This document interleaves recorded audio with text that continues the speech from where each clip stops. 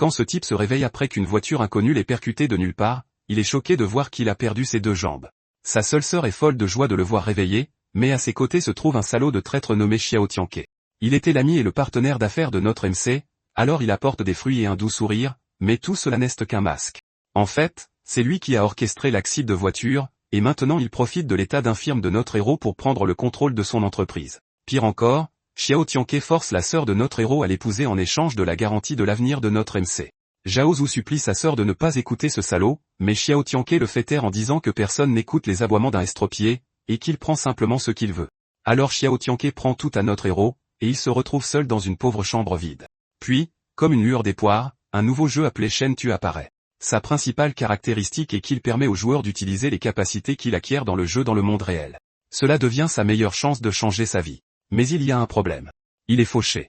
Sans argent pour investir, il ne peut pas obtenir de bonnes ressources ou de l'équipement, et il se fait écraser par les monstres. D'un autre côté, Xiao Tianke utilise ses actifs pour dominer le jeu, acquérant les meilleures ressources et attributs, se transformant en un joueur pro imbattable. Tout ce qui aurait dû appartenir à notre héros est volé par Xiao Tianke. En désespoir de cause, notre héros invite ce salaud à venir chez lui et lui tend un piège, et il vient réellement. Xiao Tianke se moque de l'endroit pathétique où vit notre héros. Il voit clairement les explosifs tout autour, mais il est certain qu'ils ne le tueront pas. Pourtant, notre héros veut essayer. Il appuie sur le bouton. L'explosion fait sauter tout le bâtiment. Notre MC est complètement anéanti et à peine en vie, mais il est choqué de voir Xiao Tianke debout, indemne. Ce salaud lui demande simplement pourquoi il cesse de donner cette peine. Avec le pouvoir qu'il a obtenu du jeu, ces explosifs n'ont même pas pu brûler un seul de ses cheveux. Et avant d'achever notre héros, il révèle que c'est lui qui est derrière l'accident qui a rendu Zhao Zhu infirme, ainsi que le responsable de la mort de ses parents. Zhao Zhu meurt avec un seul rêve, ne pas laisser ce salaud s'en tirer. D'une manière ou d'une autre, il se réveille un an avant l'explosion. Il ne sait pas pourquoi il a régressé, mais cette fois, il est déterminé à faire tout son possible pour se venger de ce salaud. Il n'y a qu'un seul problème. Il a été renvoyé après l'accident, ce qui signifie qu'il n'a toujours pas ses jambes. Sa seule chance réside dans le lancement prochain de Shen Tu, car il faudra environ un mois avant que quiconque ne découvre que les attributs du jeu affectent la réalité. Il se rend compte que son argent n'a pas encore été gelé, il doit donc agir vite. Sa sœur remarque son expression étrange et lui demande s'il a mal. Il lui dit qu'il y a quelque chose de plus urgent. Elle a l'air confuse, prête à appeler un médecin, mais il l'arrête et lui dit qu'il a besoin de son aide pour acheter une station de jeu pour Shen Tu, et elle le regarde comme s'il était devenu fou. Juste à ce moment-là, Xiao Tianke entre, et il fait semblant d'être inquiet et demande depuis quand son grand frère s'intéresse aux jeux vidéo, comme s'il ne complotait pas la mort de notre héros. Il prévient que l'addiction est dangereuse, surtout quand il y a une entreprise à gérer. Zhao Zhu comprend instantanément que le type se moque de lui. Pourtant, il joue le jeu, disant que puisqu'il est estropié, autant jouer à des jeux. Tianke sourit en coin, disant que Shen Tu sera bientôt lancé, mais que les unités d'entrée coûtent, genre, plus de 300 millions. Zhao Zhu rétorque que ça n'a pas d'importance, et que l'argent de l'entreprise est à lui. Et même si ça coûtait 30 milliards, il en achèterait quand même une. Sa sœur essaie de le calmer, mais Tianke intervient en douceur, se faisant passer pour généreux et gentil comme un vrai serpent. Il propose d'acheter le jeu pour Zhao Zhu, promettant de s'occuper des affaires de l'entreprise pendant que Zhao Zhu se rétablit, puis comme un pervers, il tire la sœur à ses côtés et dit qu'elle passera plus de temps avec lui maintenant. Le sourire de Zhao Zhu s'efface, et il la ramène en arrière en disant qu'elle restera avec lui. Et sur ce, Tianke lui fait au revoir et quitte la pièce. Mais une fois dehors, son visage se tord de colère et il maudit l'inutile assassin qui n'a pas pu finir le travail et marmonne que la prochaine fois il utilisera un tank parce que Zhao Zhu doit mourir. À l'intérieur, Zhao Zhu dit à sa sœur de transférer tous les fonds de l'entreprise en monnaie de jeu et de vendre toutes les actions qu'il possède. Elle panique et lui demande s'il a perdu la tête. Il lui dit de lui faire confiance car il a un plan pour changer leur avenir. 3 heures plus tard, l'équipement de jeu arrive. Il a même payé 200 millions de plus en frais de port juste pour l'avoir instantanément. Alors qu'il lance le système, une montée d'adrénaline familière le frappe. Pour la première fois depuis une éternité, il se sent libre. Dans le monde du jeu, il a de nouveau des jambes. Le système le salue et lui demande un nom de personnage. Il tape son nom complet, Zhao Jiwang Ge, et confirme. Des rangées de personnages apparaissent devant lui, et le système lui demande de choisir une classe. Tout est exactement comme dans sa vie passée, alors il choisit ce qu'il connaît le mieux, la classe de rangée. Le système lui accorde une lignée elfe pour être un utilisateur VIP, lui donnant un joli bonus où il peut obtenir des faveurs des elfes. En tant que joueur spécial, il reçoit également un livre de récompense qui débloque une compétence pour détecter les points faibles. Il rit, sentant une vague d'excitation car c'étaient les mêmes capacités qu'il avait maîtrisées auparavant. Puis un autre message apparaît. Étant l'un des 100 premiers joueurs, il reçoit un coffre spécial contenant un talent rare, mais il coûte 50 millions de pièces d'or, soit environ 500 millions de dollars. Zhao Zhu siffle entre ses dents. C'est scandaleusement cher, mais il n'hésite pas. L'argent normal perdra bientôt toute sa valeur, et les talents rares sont inestimables. Dans sa vie passée, un seul talent qui augmentait les dégâts de saignement l'a aidé à dominer d'innombrables batailles. Il transfère les fonds immédiatement. L'écran brille d'or, un faisceau de lumière s'élançant dans le ciel. Zhao Zhu regarde, les yeux écarquillés, tandis que le système annonce la récompense. C'est un talent qui peut tout faire évoluer, et il a du mal à le croire car il n'a jamais su qu'une telle chose existait.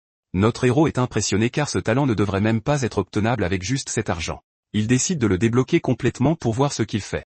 Il obtient une évolution passive qui lui donne 100% de chance d'améliorer un objet lâché d'un rang, avec 5% de chance de déclencher une évolution intermédiaire. En plus de cela, il reçoit une évolution autonome. Une fois toutes les 24 heures, il peut améliorer un objet de 2 niveaux, ou avec 10% de chance, de 3 niveaux. Même si ce talent n'affecte que ses objets et non ses propres attributs, il sait que cela le rendra incroyablement fort dans le jeu. Il lève les bras et un gantelet apparaît autour de lui, et il sait que cela changera son avenir. En se promenant dans la ville, il sait que tous les autres luttent avec des objets en bronze. Lui aura déjà un équipement en argent. Alors avec arrogance, il est impatient de se lancer dans le jeu et de commencer à chasser des monstres pour obtenir des objets améliorés. Mais il sait qu'il doit être prudent avec sa capacité de 24 heures. D'abord, il doit trouver quelque chose ayant le potentiel d'évoluer. Une fois tous les préparatifs terminés, il clique sur le système et l'entrée du jeu apparaît. Il peut à peine contenir son excitation et dit qu'il est temps de changer son destin.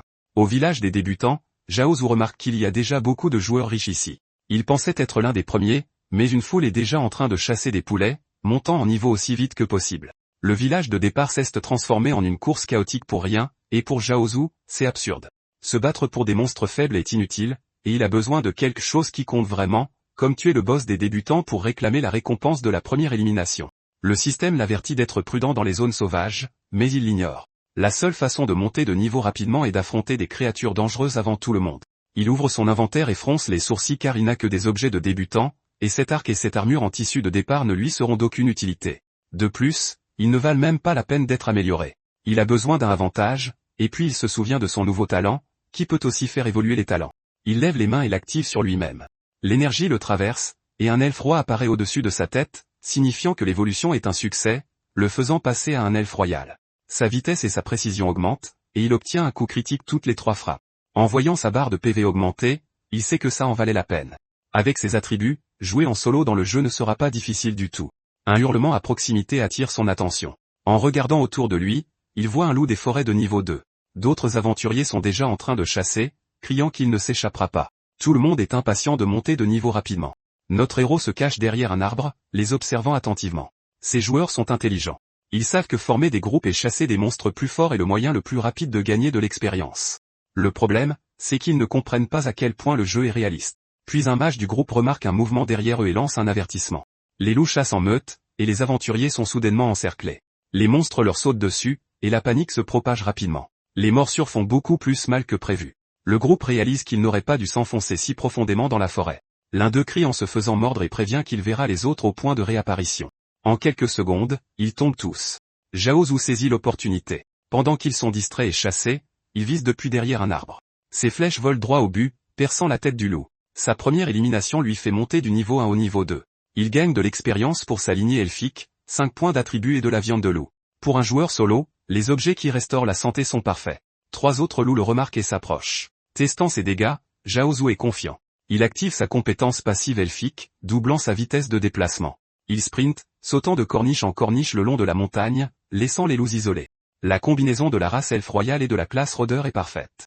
Il jette un coup d'œil en arrière et marmonne qu'ils n'ont aucune chance. Puis il remarque quelque chose d'étrange. Les loups arrêtent de bouger et le fixent. Une alerte système clignote. Il est entré dans la zone des bisons. Les loups battent en retraite. Les créatures ici sont de niveau 5. Quelqu'un l'interpelle en le trouvant beau gosse. En se retournant, il voit un groupe qui l'invite à se joindre à eux. Ils ont l'air suspects, et il ne leur fait pas confiance, surtout qu'ils n'arrêtent pas de le trouver beau gosse. Ils veulent qu'il les aide à chasser le bison et à monter de niveau plus vite. Le mage du groupe fait remarquer que notre héros n'est que niveau 2 et les ralentirait. Confus et un peu agacé, Zhao Zhu est renvoyé sans avoir la chance de répondre. Il se retourne et leur souhaite bonne chance, partant de son côté. Le groupe l'avertit que la zone suivante est encore plus dangereuse et risquée, même pour 4 personnes. L'un d'eux explique la pénalité de mort. Notre héros admet qu'il est nouveau et n'est jamais mort, donc il n'en a aucune idée. Ils expliquent que mourir coûte la moitié de votre or, endommage votre équipement et réduit de moitié l'expérience gagnée. Zhao Zhu hausse les épaules, à peine impressionné, et les remercie quand même. Il leur fait au revoir de la main et continue d'avancer. La fille du groupe suggère de l'aider car c'est dangereux seul, mais le mage dit que s'il veut mourir, c'est son problème.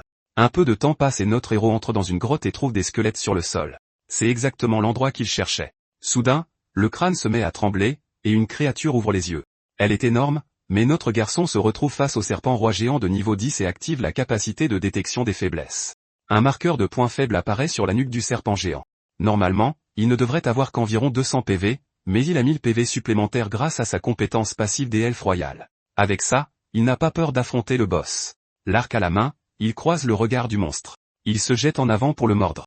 Aussi rapide soit-il, il leste tout autant. Il esquive sur le côté et bande son arc. La première flèche atteint sa cible, mais n'inflige que 29 points de dégâts, bien moins que ce à quoi il s'attendait. Il faut dire qu'un boss reste un boss. Zhao esquive à nouveau et est reconnaissant que sa vitesse soit au moins suffisante pour éviter les dégâts. Le monstre est fort, mais il est assez lent pour qu'il puisse grignoter sa santé, alors notre héros vise à nouveau son coup. Mais le monstre la bloque avec sa queue, et il réalise qu'il est plus intelligent qu'il ne le pensait. Maintenant, il garde le seul point faible où il peut infliger de vrais dégâts. Il décide de compter sur sa vitesse et tire une volée de flèches. Le monstre continue de se défendre, et il n'inflige aucun dégât. Il attend une autre ouverture et réussit enfin à placer un tir pour 58 points de dégâts. Cela prendra plus de temps qu'il ne l'espérait, mais il est définitivement plus rapide que le monstre. Soudain, il remarque quelque chose d'étrange.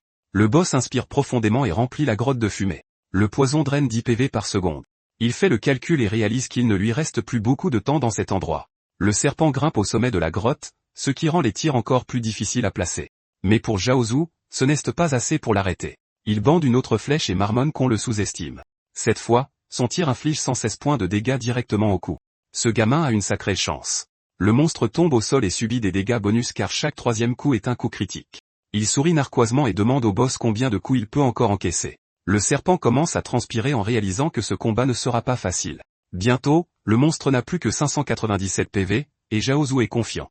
Même en perdant 10 PV par seconde, il est sûr de gagner. Ses propres PV tombent à 1010. Le problème est que le serpent rend les choses plus difficiles. Alors qu'il est immobile, il est forcé d'esquiver plusieurs attaques de queue. Une fois que le boss réalise que ces attaques peuvent être évitées, il commence à frapper plus agressivement pour l'empêcher d'attaquer. Il esquive à nouveau et pense que bien que le serpent soit intelligent, il sous-estime toujours sa vitesse. Une autre flèche vole vers le cou et inflige 200 points de dégâts critiques. Puis il remarque quelque chose d'étrange. Les dégâts sur le ventre semblent plus élevés, même si le coup est le point faible pour une élimination instantanée. Un instant, il pense que si c'est vrai, le serpent mourra encore plus vite, mais le monstre semble lui sourire. Le serpent frappe le sol et une fissure fonce vers lui. Le terrain devient instable, et il perd le boss de vue. Il tombe à genoux alors que le poison change et draine maintenant 20 PV par seconde. Il ne lui reste que 600 PV. C'est clairement un boss destiné à un groupe complet de joueurs. Avec les dégâts de poison et la difficulté à grimper, il ne peut pas survivre comme ça. Il sort de la viande de loup de son inventaire et dit qu'il va devoir dépenser plus que prévu. La viande restaure 20 PV par seconde pendant 20 secondes. Ce n'est pas suffisant, mais ça lui achète du temps pour grimper au sommet. Les 20 prochaines secondes décideront de tout. Il entame une ascension effrénée. Il saute de rebord en rebord et se fraye un chemin vers le haut. Il atteint finalement une position plus élevée, au-dessus du boss. Il bande une flèche et réussit un tir net. Le serpent a l'air furieux, comme s'il ne s'attendait pas à ce qu'il survive. La flèche touche le boss à l'œil. Il se débat et s'effondre au sol. Notre héros voit le serpent tenter de s'échapper, mais il profite de son dos exposé et lui décoche un autre tir à la nuque. Le monstre se retourne, terrorisé, et le voit préparer une autre flèche elfique. Le pauvre boss tremble alors que Shen tire encore et encore. Une dernière flèche transperce son corps et jaillit de sa bouche. Le monstre tombe à 0 PV. Le poison se dissipe. Le système annonce que son exploit sera diffusé à tout le serveur et lui demande s'il veut cacher son nom. Zhao réfléchit un instant et décide qu'il s'est caché assez longtemps. Il dit au système d'envoyer l'annonce. Le serveur entier félicite le joueur Zhao pour avoir été le premier à vaincre le boss de la zone de départ. Les joueurs du village des débutants sont perplexes et essaient de comprendre comment il a fait alors que le jeu vient de sortir. D'autres groupes se reprochent leur lenteur. Les joueurs expérimentés ne comprennent pas comment quelqu'un a pu vaincre un boss de plusieurs niveaux supérieurs. Le groupe aux cheveux bleus est épuisé. Ils n'ont réussi à tuer qu'un seul buffle et sont convaincus que c'était un super boss. Le gars joufflu est impatient de voir quelle est la récompense pour le premier meurtre. Les deux autres gars rougissent en parlant de devenir plus forts pour impressionner les filles. Ils attendent les éloges de leur belle coéquipière. Puis le message du système apparaît. Il annonce que Zhao a gagné 1000 points de réputation et un coffre d'argent. Le groupe n'arrive pas à croire que quelqu'un soit réellement plus fort qu'eux. Notre héros gagne de l'expérience supplémentaire et passe du niveau 2 au niveau 7. Il gagne 30 points d'attributs et les met tous en agilité. Pour une classe comme la sienne, l'agilité augmente la vitesse et les dégâts, donc c'est logique. Ces attributs étant définis, il est temps de voir ce que le boss a laissé tomber. Quelque chose d'étrange se produit. Les 10 pièces d'argent que le boss était censé laisser tomber se sont transformées en 10 pièces d'or. Pendant ce temps, d'autres joueurs tuent un buffle et n'obtiennent qu'une pièce de cuivre. Un objet brille intensément dans son inventaire, et il remarque qu'il a un éclat doré. Peut-être que la deuxième évolution cesse de déclencher. Mais ce que notre héros ne prévoit pas, c'est qu'il obtient une pièce de cristal, qui est en fait une monnaie rare devenue éteinte. Il peut acheter des objets spéciaux et inconnus au PNJ avec ce cristal, et il peut aussi augmenter leur affinité s'il le leur donne. Xiaozhou pense que c'est un bel exploit, car il en a entendu parler dans sa vie antérieure, mais ne l'a jamais vu. Il sait que c'est extrêmement précieux et que cela pourra lui être utile à l'avenir. Il ramasse ensuite tout le butin et ouvre son sac à dos pour tout y ranger. Tant mieux pour lui, car il obtient une épée à une main du serpent d'argent avec beaucoup de puissance d'attaque. Il est un peu déçu car ce n'est pas un arc, donc c'est pratiquement inutile pour lui. Il se dit qu'au moins, il peut la vendre pour de l'argent et gagner une somme décente. Il cherche alors l'objet suivant, et ses yeux se mettent instantanément à briller de convoitise. C'est une armure d'écailles d'azur de niveau argent, qui a un effet spécial permettant de faire apparaître un bouclier et d'accorder 300 points de bouclier au début d'un combat lorsque son temps de recharge de 300 secondes se réinitialise. Dans sa vie antérieure, il se souvient que l'armure d'écailles d'azur de qualité normale n'a pas d'effets spéciaux, juste quelques points d'attribut. Celle de niveau argent a un effet de bouclier, et c'est ce qui la rend rare. Le pire, c'est qu'il faut être niveau 10 pour l'utiliser, et il n'est pas encore niveau 10. Il pense que c'est comme ne pas obtenir de réelle amélioration après avoir battu un boss, il est donc déçu des règles du jeu. Il se souvient alors que la notification du système lui a également envoyé un coffre au trésor en argent, et en l'ouvrant, il prie silencieusement pour avoir de la chance, afin de ne pas obtenir à nouveau un butin médiocre. Il y a une explosion soudaine dans le coffre, et notre héros reçoit cette flèche en chaîne chargée, de niveau légendaire. Elle consomme 50 points de magie et tire cette flèche en continu sur la cible, chaque flèche infligeant des dégâts égaux à 1% de la santé maximale de la cible. Ce n'est pas juste une bonne compétence.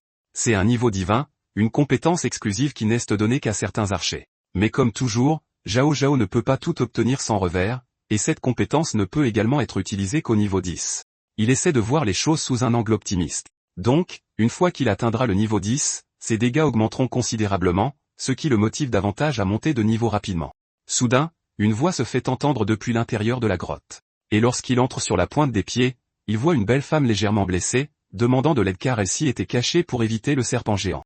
Son nom est Dame Go, et c'est un PNJ qui, selon la rumeur, donne des quêtes cachées aux joueurs. Notre héros lui dit que le serpent géant n'est plus en vie, et tout ça grâce à lui.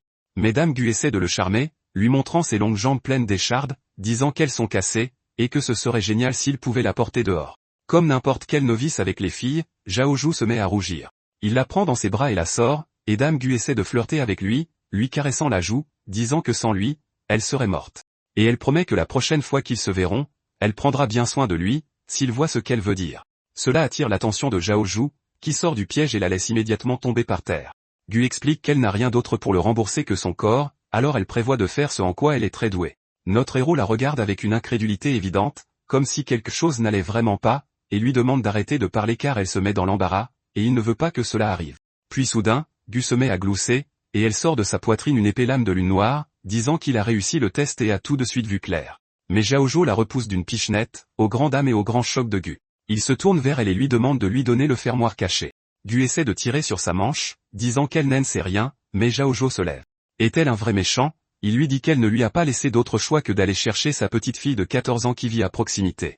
Go est horrifié qu'il connaisse l'existence de sa fille secrète, alors elle cède et promet de l'aider à déverrouiller le fermoir caché. Instantanément, elle se met à danser comme une ballerine, et elle est absolument magnifique. Soudain, un portail s'ouvre sous les pieds de notre héros, et tout semble se dérouler selon son plan.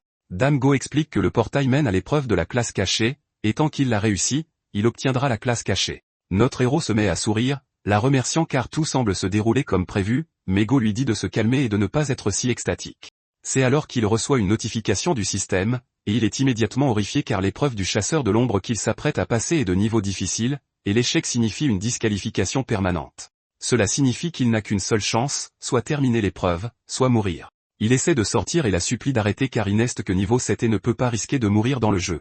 Mais sa jambe est à nouveau coincée, et il ne peut pas bouger. Go lui sourit avec un large sourire effrayant et lui dit que sang est fini pour lui parce qu'il a osé se retourner et regarder sa fille avec de mauvaises intentions. Il réalise alors que son affinité avec elle est tombée à zéro. Il pense au fait qu'il n'aurait pu empêcher le portail de s'ouvrir qu'en augmentant son affinité, mais il est déjà trop tard, et le portail est complètement ouvert sans aucune issue. Il est aspiré à l'intérieur. Alors qu'il s'enfonce dans le cercle, il jure qu'à sa sortie de la mission, il la trouvera, elle et sa fille, et les tuera toutes les deux. Mais avant qu'il ne puisse finir sa phrase, il disparaît dans le portail comme s'il se noyait dans des sables mouvants. Gu regarde l'endroit où il a disparu et pense que sang est fait de lui. Soudain, il émerge du ciel, et alors qu'il se tient dans un désert sans fin, il n'a aucune idée d'où il est. Le système apparaît et annonce que le test a commencé. Puisque c'est sa seule chance, il doit tout donner. Soudain, il voit quelque chose sortir du sable, mais avant qu'il ait la moindre chance de réaliser ce que c'est, des griffes jaillissent de partout autour de lui. Il réalise qu'il est en fait dans un piège. Il décide de sauter à la toute dernière seconde alors qu'un ver des sables est sur le point de le dévorer, et il se demande si cette créature géante est même un ennemi d'épreuve normale, car elle semble bien plus forte. Il utilise sa détection de faiblesse pour voir quel est son point faible, et il apprend qu'il s'agit d'un ver des sables terrestres, élite de niveau 5. Sa puissance d'attaque est de 45, sa défense de 30, et ses points de vie de 2000, et sa faiblesse est sa bouche. Il utilise alors sa flèche et tire droit dans sa gueule, sachant que ce n'est pas toute sa force, mais il veut la tester pour l'instant. Il s'allonge finalement sur le sol et pense que ces vers sont toujours maladroits quand ils sortent de terre, et qu'il lui suffit d'être malin pour les gérer. Soudain, le ver surgit à nouveau, et il attend qu'il fonce droit sur lui. Il esquive à la dernière seconde et réalise que l'impact est si puissant que s'il avait encaissé le coup, il serait mort. Mais il remarque alors que le ver des sables n'attaque plus et plonge à la place, et il comprend qu'il est sur le point de ressurgir. Il regarde autour de lui, et quand il voit une petite bosse dans le sable, il sait que le ver des sables va sortir juste sous lui.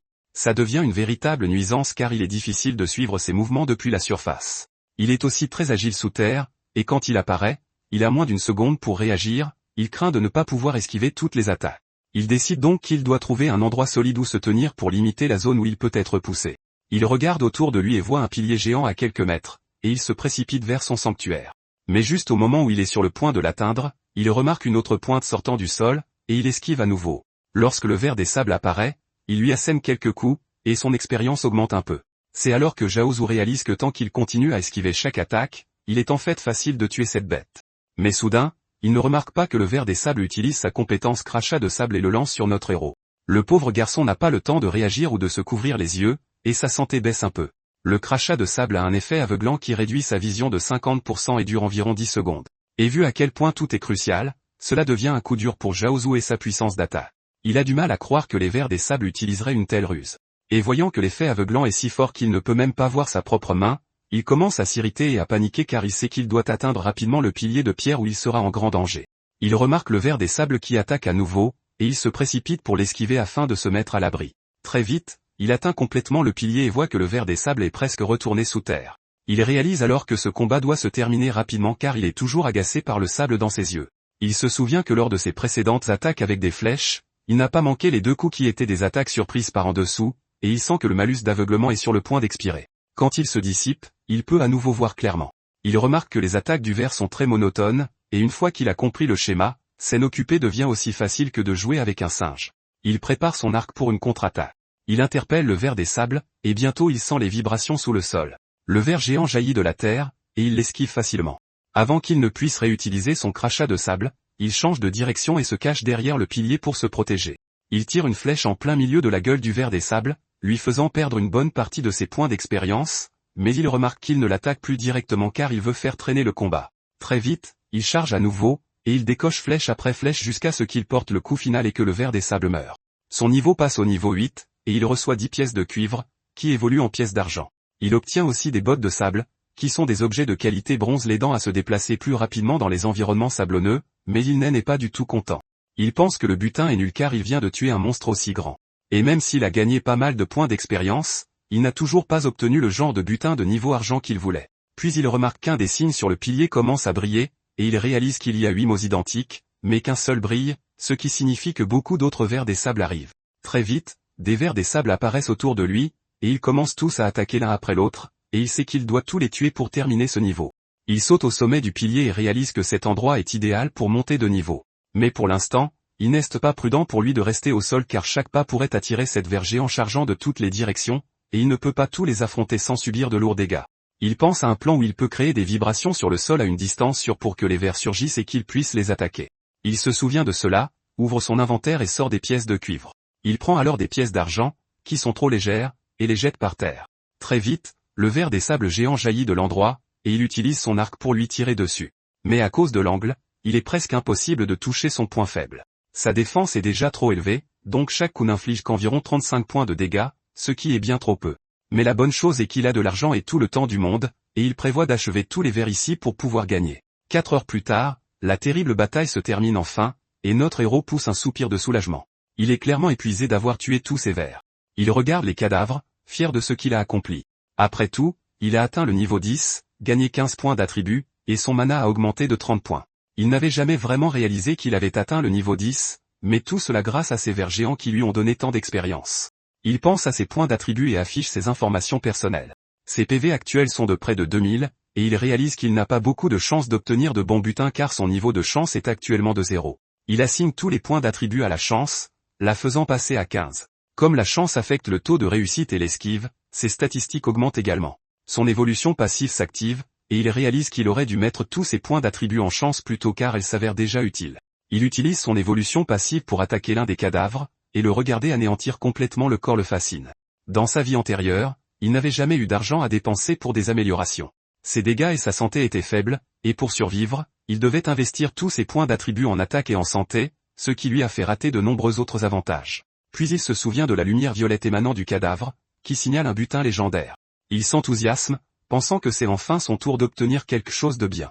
Mais quand il voit l'évasion des sables, un objet de niveau légendaire qui permet de se déplacer librement dans le sable et de se dissimuler, mais qui ne fonctionne qu'en terrain désertique, son enthousiasme retombe. Il pense que c'est peu impressionnant pour un objet légendaire, mais il le garde quand même, sachant qu'il pourrait être utile pour la survie ou les attaques surprises à l'avenir. Il la prend en dépensant 10 points d'argent. Il se souvient aussi que, puisqu'il est maintenant niveau 10, il peut utiliser la compétence du coffre d'argent, la flèche aux 7 étoiles, et il dépense 20 autres points d'argent pour la prendre. Il voit que l'armure bleue qu'il a reçue plus tôt peut maintenant être équipée, et bientôt son corps reçoit un coup de fouet significatif, ce qu'il adore. Cela augmente aussi ses points d'aura, ce qui est bon pour le style. Il sait pertinemment qu'il doit être le joueur de plus haut niveau du serveur, et il devient incroyablement arrogant à ce sujet. Mais alors il remarque le pilier.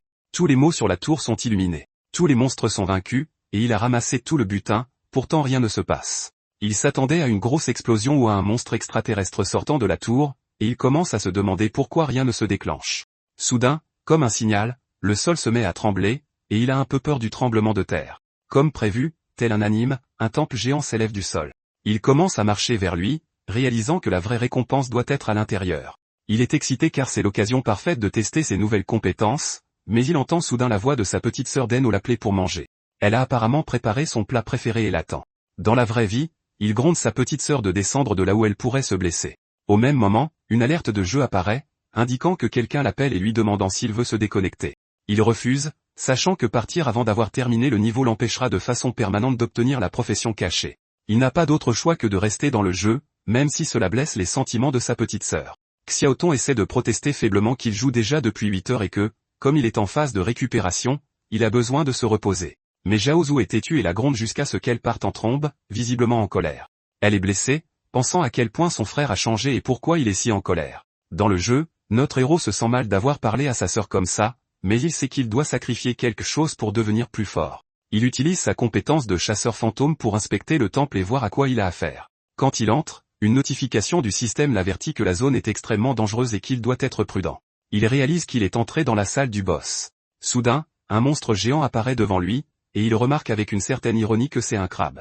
Les crabes ne sont pas censés être dans le désert. C'est un boss de niveau or appelé le roi des sables, niveau 15, et il a une capacité spéciale appelée tempête de sable. Il utilise sa compétence de détection de faiblesse et découvre que la défense et la santé du boss sont ridiculement élevées. Même avec son appareil de détection, il ne peut trouver aucune faiblesse et réalise que c'est la première fois qu'il doit vraiment combattre un monstre à l'aveugle. Avant même qu'il puisse assimiler la menace, le boss attaque déjà.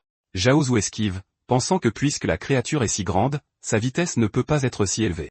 Mais l'onde de choc de l'attaque le projette quand même contre le mur de la grotte, lui infligeant 100 points de dégâts. Il est stupéfait car le coup n'était même pas direct, mais il a causé tant de dégâts, et il ne l'avait pas anticipé. Il remercie son porte-bonheur pour le bouclier de 300 points fourni par la nouvelle armure qu'il a équipée. Car si le coup avait atterri sur sa tête, la douleur aurait été comme se faire percuter par un camion, et il aurait été sérieusement compromis dans le combat. Il remarque le trou géant causé par l'attaque du crabe et réalise qu'il fait maintenant face à un boss de niveau or, et non à de faibles vers des sables. Il sort son arc et ses flèches, sachant qu'il n'a pas d'autre choix que de se battre, et tire une flèche, n'infligeant qu'un seul point de dégâts. Cela le fait presque paniquer car c'était censé faire des dégâts, mais un seul point, c'est beaucoup trop peu. Le boss attaque de nouveau, et il n'a d'autre choix que d'esquiver l'attaque ainsi que l'onde de choc. Ces attaques ne font pas grand-chose, il doit donc utiliser sa vitesse à son avantage et courir, ou il se fera toucher par une autre onde de choc. Puis il remarque que le crabe se prépare à l'attaquer pour la deuxième fois, et il réalise qu'il est piégé sans aucune issue pour esquiver. Le crabe frappe le sol, et quand il lève son antenne, notre héros ne voit qu'un trou vide. Le tout-puissant Jojo s'accroche à la pince du crabe pour se mettre en sécurité, mais le crabe le remarque et le projette dans le ciel, ouvrant sa bouche en attendant de l'avaler. Au dernier moment, Jojo sort ses 7 flèches liées et les tire directement dans sa bouche. L'attaque cause beaucoup de dégâts, presque 1 millier, et en une seule rafale, réduit sa santé de 6000 à 5100, ce qui est énorme. Comme l'attaque était supérieure à son seuil de dégâts normal, chaque coup suivant infligera plus de dégâts. Le crabe devient instantanément furieux et riposte, frappant notre héros. Son bouclier se désactive, et il réalise qu'il affronte un boss de niveau or. Sans son bouclier protecteur, il est en grand danger. Il réalise qu'il ne peut pas continuer à encaisser des coups comme ça et qu'il doit changer d'approche. Il grimpe sur le bras du boss vers sa tête et essaie de décocher une autre flèche des 7 étoiles depuis le dessus. Mais quand il tire, rien ne se passe, et il réalise rapidement qu'il n'a plus de mana au pire moment possible. La flèche des 7 étoiles est incroyablement puissante, et sa réserve de mana n'est pas suffisante pour 2 tirs d'affilée. Il fait un rapide calcul mental et se rend compte qu'il lui faudra au moins 4 minutes pour récupérer avant de pouvoir l'utiliser à nouveau. Le crabe commence à se soulever et à sauter, et Jojo réalise qu'il est sur le point de l'écraser. Il est forcé de battre en retraite et retombe sur le sol. Il pense que s'il veut vraiment le frapper ou l'écraser avec le plafond, il devra accélérer. Mais quand il lève les yeux, il se rend compte que sa compétence de détection fonctionne maintenant, et elle a trouvé le point faible, son abdomen. Il comprend que sa compétence de détection ne cesse jamais tromper. Elle ne pouvait simplement pas le détecter plus tôt car il était caché sous le corps géant du crabe. Le système prévient que le boss est sur le point de lancer sa compétence ultime, et si notre héros est pris dedans, il subira 100 points de dégâts par seconde. Il ne sait pas exactement quel genre de compétence ultime arrive, mais soudain des tornades apparaissent tout autour de lui. Il est abasourdi, confus, et un peu effrayé. Des dégâts élevés sont une chose, mais les subir dans la durée en est une autre. Il essaie de courir, mais il ne peut pas bouger car la pression du vent est trop forte. Il n'a aucun contrôle sur ses compétences ou effets et nulle part où se cacher. Chaque seconde, 100 points d'expérience sont drainés, et Jojo réalise que cette tornade pourrait bien être sa fin. Jojo sait que s'il est pris là-dedans, cela pourrait être fatal ou au moins causer de graves blessures. Il tire une flèche qui inflige 260 points de dégâts, ce qui est impressionnant considérant qu'il a tiré à l'œil. Il maudit le monstre d'avoir l'air si détendu alors qu'il lutte pour survivre, mais le boss le foudroie du regard tandis que les tornades se rapprochent et que sa santé continue de chuter. Quelques minutes plus tard, tout s'arrête soudainement, et ne voyant aucune trace de notre héros, le boss devient confus. On dirait qu'il a réussi, mais en vérité, il a utilisé sa compétence d'évasion de sable pour se glisser sous terre au dernier moment. Quand le boss baisse sa garde, notre héros jaillit du sable et tire une flèche droit dans son abdomen, causant une douleur immense. Le boss active de nouveau la tempête, mais cette fois, notre héros est confiant et n'a pas peur. Il active à nouveau l'évasion de sable, plongeant directement dans le sol et émerge de l'autre côté pour tirer quelques flèches de plus, réduisant la santé du boss d'environ 500 points. Le boss, désespéré, replonge sous terre pour attaquer, et Jojo se moque de lui, disparaissant une fois de plus sous terre pour réapparaître de l'autre côté. Le meilleur atout de cette compétence est qu'elle ne consomme pas de mana, n'a pas de temps de recharge, et est vraiment légendaire. Notre héros commence à réaliser à quel point elle est importante. Il répète ce mouvement encore et encore, provoquant le crabe et l'épuisant. Après des heures de cela, le crabe, affaibli, traite notre héros d'imbécile, bien que notre héros réalise qu'il peut réellement parler. 3 heures plus tard, notre héros est fatigué de la longue bataille. Mais quand il remarque qu'il peut maintenant utiliser ses flèches des 7 étoiles, il sait que le combat est sur le point de se terminer. Il se moque du crabe, qui n'a plus qu'environ 1100 points de vie. Le crabe admet faiblement sa défaite, disant qu'il abandonne. La lente bataille d'usure l'a épuisé, et Jojo accepte sa reddition. Il tire la flèche des 7 étoiles, achevant le roi des sables et montant de 3 niveaux. Désormais, monter de niveau dans le jeu sera de plus en plus difficile, mais gagner environ 13 niveaux en une seule journée est impressionnant, et il est le premier à y parvenir. Une notification apparaît, lui offrant l'option de changer pour la classe cachée de chasseur fantôme. Jojo se moque du système, sachant qu'il l'a mérité par ses seuls efforts. Une aura brillante s'élève autour de lui alors qu'un esprit elfe apparaît et se transforme sous ses yeux. Sa classe devient chasseur fantôme, lui donnant 200 XP supplémentaires. Une autre notification explique qu'en tant que chasseur fantôme, chaque montée de niveau accorde désormais 7 points d'attributs à répartir librement au lieu de 5. Notre héros est satisfait car gagner 2 points d'attributs supplémentaires par niveau est incroyablement puissant. Il reçoit également de nouvelles compétences. Invocation de fantôme lui permet d'invoquer un fantôme pour combattre pendant 30 secondes, et le fantôme hérite de tous ses effets d'attaque et peut lancer des compétences simultanément. Piège mortel lui permet de placer des pièges invisibles au sol, et les cibles à l'intérieur subissent 100% de dégâts supplémentaires. En apparence, ces deux compétences semblent moyennes, mais Jojo connaît leur potentiel si elles sont améliorées. Combiner l'augmentation de 100% des dégâts du piège mortel avec les attaques du fantôme peut même résulter en une mise à mort instantanée. Il commence à penser aux possibilités une fois qu'il aura fait évoluer le fantôme, mais il remarque alors que sa compétence d'évolution active a maintenant un temps de recharge de 5 heures. Notre héros se sent un peu triste en y pensant, mais heureusement, son évolution passive s'active. Il investit les points de chance et réalise que les mettre en chance était le bon choix. Utilisant son évolution passive, il attaque le cadavre du crabe avec une puissance incroyable pour récupérer le butin. Il l'examine attentivement et se fixe un objectif. Il doit gagner 1 milliard d'or et voir quel autre butin a été volé. Pour l'instant, il range tout le butin en sécurité dans son inventaire. Cette fois, Zhao est enfin content de son butin car il a obtenu un arc perforant, qui est en fait de rang argent, et chaque attaque avec celui-ci réduit la défense de l'adversaire de 5 points et peut cumuler sa capacité de soutien jusqu'à 5 fois. Il se réjouit car c'est enfin un arc décent et parfait pour affronter des monstres à haute défense, et il l'équipe immédiatement. Il obtient aussi d'autres objets comme des gantelets d'acier, encore une fois de rang argent, qui accélèrent le chargement des flèches dans l'arc. Il obtient également une grande épée dorée, de rang argent, qui libère une énergie d'épée dorée à chaque coup et inflige 30% de sa puissance d'attaque. Cependant, il ne peut pas l'équiper et pense à la vendre ou à la donner à quelqu'un plus tard. À part ça, il obtient une amulette de vie, de rang argent, qui augmente sa défense et restaure 10 PV par seconde lorsqu'il est hors combat, et il l'équipe immédiatement. Il a 21 points d'attributs non alloués et les ajoute tous en agilité. Dans l'ensemble, après toutes les mises à jour, son système semble plutôt bon, mais il reçoit alors une notification indiquant qu'il joue depuis plus de 15 heures et qu'il va être déconnecté de force. Il n'arrive pas à croire que ça fait si longtemps et il veut résister, mais le système le force à se déconnecter car il est pratiquement accro à ce stade. Il se réveille dans le monde réel, criant qu'il veut encore Farmer, mais il remarque alors qu'il est dans une capsule de jeu dans une chambre d'hôtel ou d'hôpital ridiculement stérile. Il réalise à quel point ses cris étaient embarrassants. Les déconnexions système font partie du système anti-addiction, mais il n'arrive pas à croire qu'un adulte comme lui soit encore soumis. À part cela, tout dans le jeu se déroule sans accroc. Et à ce rythme, il va s'assurer que ses ennemis et les serpents qui l'entourent, qui profitent de lui, paieront bientôt le prix fort. Notre héros remarque que sa sœur est maintenant allongée sur le lit, endormie, et il n'arrive pas à croire qu'elle soit vraiment venue dans sa chambre d'hôpital pour l'attendre. Elle avait apporté du porridge, et il trouve que l'odeur et la texture sont étonnamment bonnes. Apparemment, Xiaoton a toujours été choyée comme une princesse depuis son enfance et n'a jamais levé le petit doigt. Mais maintenant qu'il est malade, elle a dû endurer beaucoup de choses dans la cuisine pour prendre soin de lui. Il est touché par son acte d'amour et prend une bouchée affectueuse du porridge, mais il réalise alors que même si sa sœur est jolie, elle n'est pas vraiment une bonne cuisinière car le goût est absolument infect. Séo le cœur réveille Xiaoton, et elle le salue en pensant qu'il a enfin arrêté de jouer et décidé de passer un peu de temps avec elle. Elle déteste voir son embarras et son dégoût, mais en remarquant qu'il mange le porridge qu'elle a préparé avec tant de soin, elle sursaute avec enthousiasme et lui demande quel goût ça a. Zhao, pensant à la situation, décide de jouer le jeu et dit que c'est plutôt délicieux. Xiaoton ne revient pas et le supplie de tout finir, heureuse qu'il aime sa cuisine. Mais notre héros, qui vient de combattre plusieurs monstres de haut niveau, se dit que c'est peut-être l'épreuve la plus difficile qu'il ait jamais affrontée dans sa vie. Le bol devant lui n'est rien de moins qu'une soupe empoisonnée, pourtant il n'a pas d'autre choix que de manger. Le lendemain, son corps a complètement lâché à cause du mauvais porridge. Peu après, une infirmière sexy entre et s'assoit inconfortablement près de lui, disant que la nuit dernière il a mangé quelque chose de mauvais et a passé toute la nuit à vomir et à avoir la diarrhée. Ses intentions sont loin d'être pures. C'est une croqueuse de diamants de première classe, pensant qu'il est un jeune homme riche et beau. Et comme il est actuellement faible, sa confiance en lui est basse, ce qui en fait une cible facile. Elle veut s'assurer ce trophée pour une vie de luxe.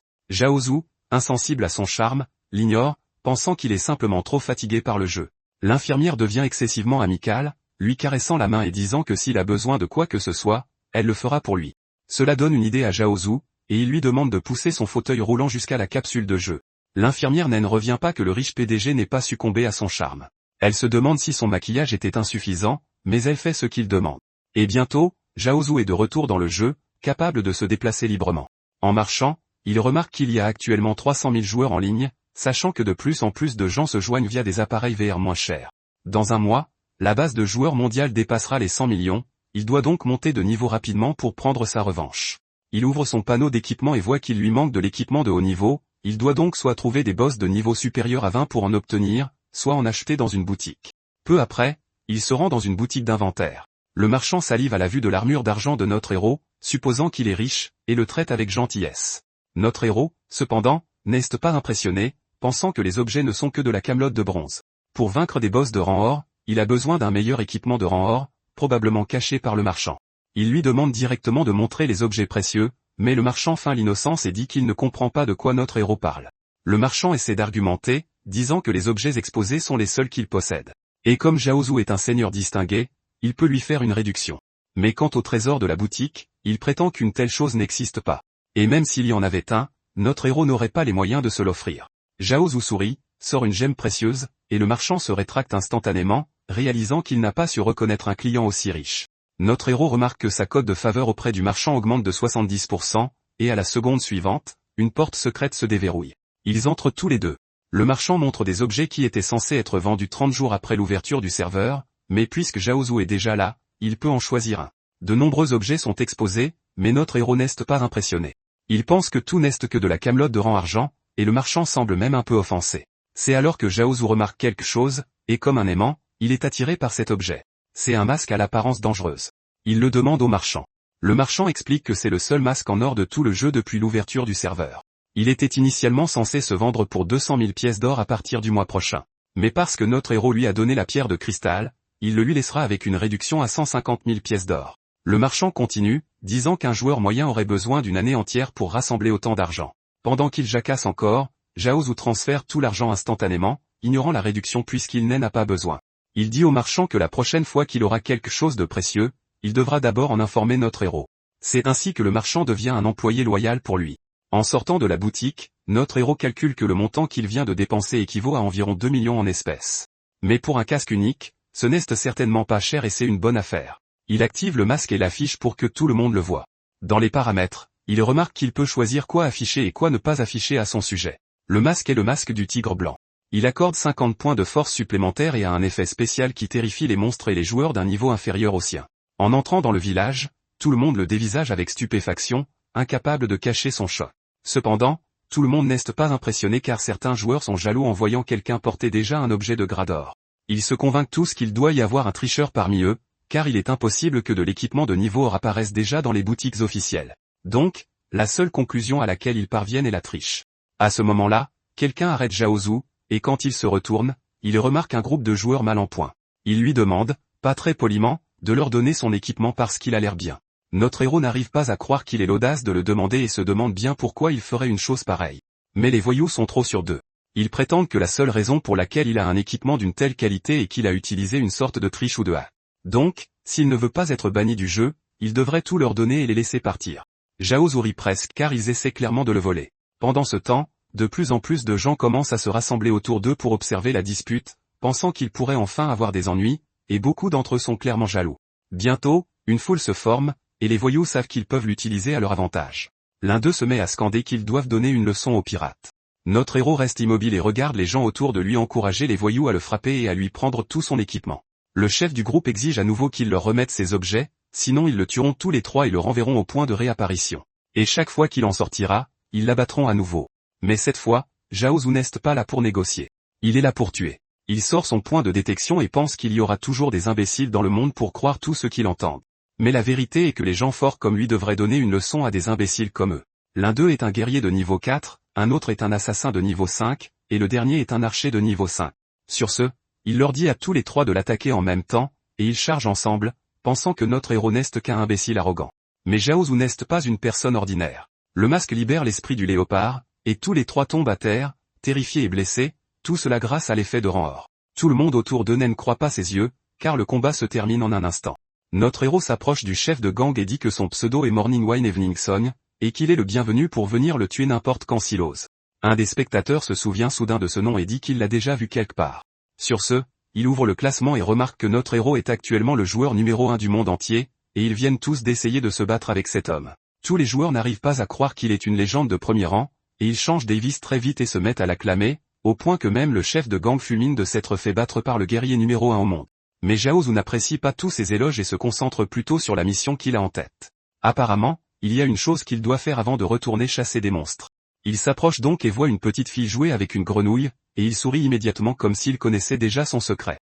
Il va vers elle et lui demande si elle connaît Dame Gu, mais la petite fille, qui se comporte comme une peste, lui demande immédiatement pourquoi il l'appelle petite fille alors qu'il y a à peine une différence d'âge entre eux. Cela confirme à notre héros qu'elle est exactement la personne qu'il cherche. Il s'accroupit devant elle et lui demande si elle est la fille de Gu, Gu Linger. Linger ne comprend pas comment un parfait inconnu connaît son nom et le secret qu'elle est la fille de Gu, mais Zhao Zhu est d'humeur à la taquiner un peu, alors il ment nonchalamment en disant que sa mère a promis qu'il se marierait dans 5 ans. En entendant cela, la pauvre Linger se met à bégayer et s'enfuit pour trouver sa mère, criant comme le ferait n'importe quel enfant terrifié. En entendant ces cris, Gu se précipite hors de la maison et serre Linger dans ses bras, clairement confuse par ce qu'elle dit. C'est alors que notre héros sort de l'ombre et se présente, et Gu n'arrive pas à croire qu'il a réellement réussi l'épreuve de difficulté cœur. Mais, bien sûr, cela semble évident pour quelqu'un comme Zhaozu, et il lui rappelle qu'il avait promis qu'une fois sorti, il viendrait trouver la fille de Gu. Comme il est un homme de parole, il est ici pour accomplir la mission. Gu, d'un air protecteur, lui demande ce qu'il veut, car s'il tente quoi que ce soit d'inapproprié, elle déménagera. Cela prend notre héros un peu au dépourvu, car il a en fait assez effrayé un PNJ pour qu'il songe à déménager, et il doit être le premier joueur à avoir jamais fait ça. Il recule donc un peu et dit qu'elle n'a pas besoin d'être nerveuse. Il veut seulement qu'elle lui donne la carte du donjon intermédiaire, mais Gu lui dit calmement qu'elle n'a rien de tel. Le corps de Zhaozu se met instantanément à trembler et Gu se prépare à une attaque, pensant que c'est peut-être la fin pour elle, mais elle attend le coup et rien ne vient. Au lieu de cela, notre héros lui tend le cristal. Avec un sourire chaleureux, presque comme s'il était le Père Noël distribuant des biscuits, il dit que c'est pour la remercier de l'avoir laissé passer l'épreuve de classe cachée auparavant. En voyant ce cristal, sa cote de faveur augmente de 50%, et les yeux de la mère et de la fille se mettent à briller. Elle se met pratiquement à baver en le regardant. Mais Linger, qui est une petite peste mais aussi une adorable petite chipie, le lui arrache des mains car elle le trouve très joli. Gu court après elle, et les deux commencent à se chamailler. C'est alors que Linger lâche que c'est peut-être le gage de leurs fiançailles qui sont censées avoir lieu dans 5 ans.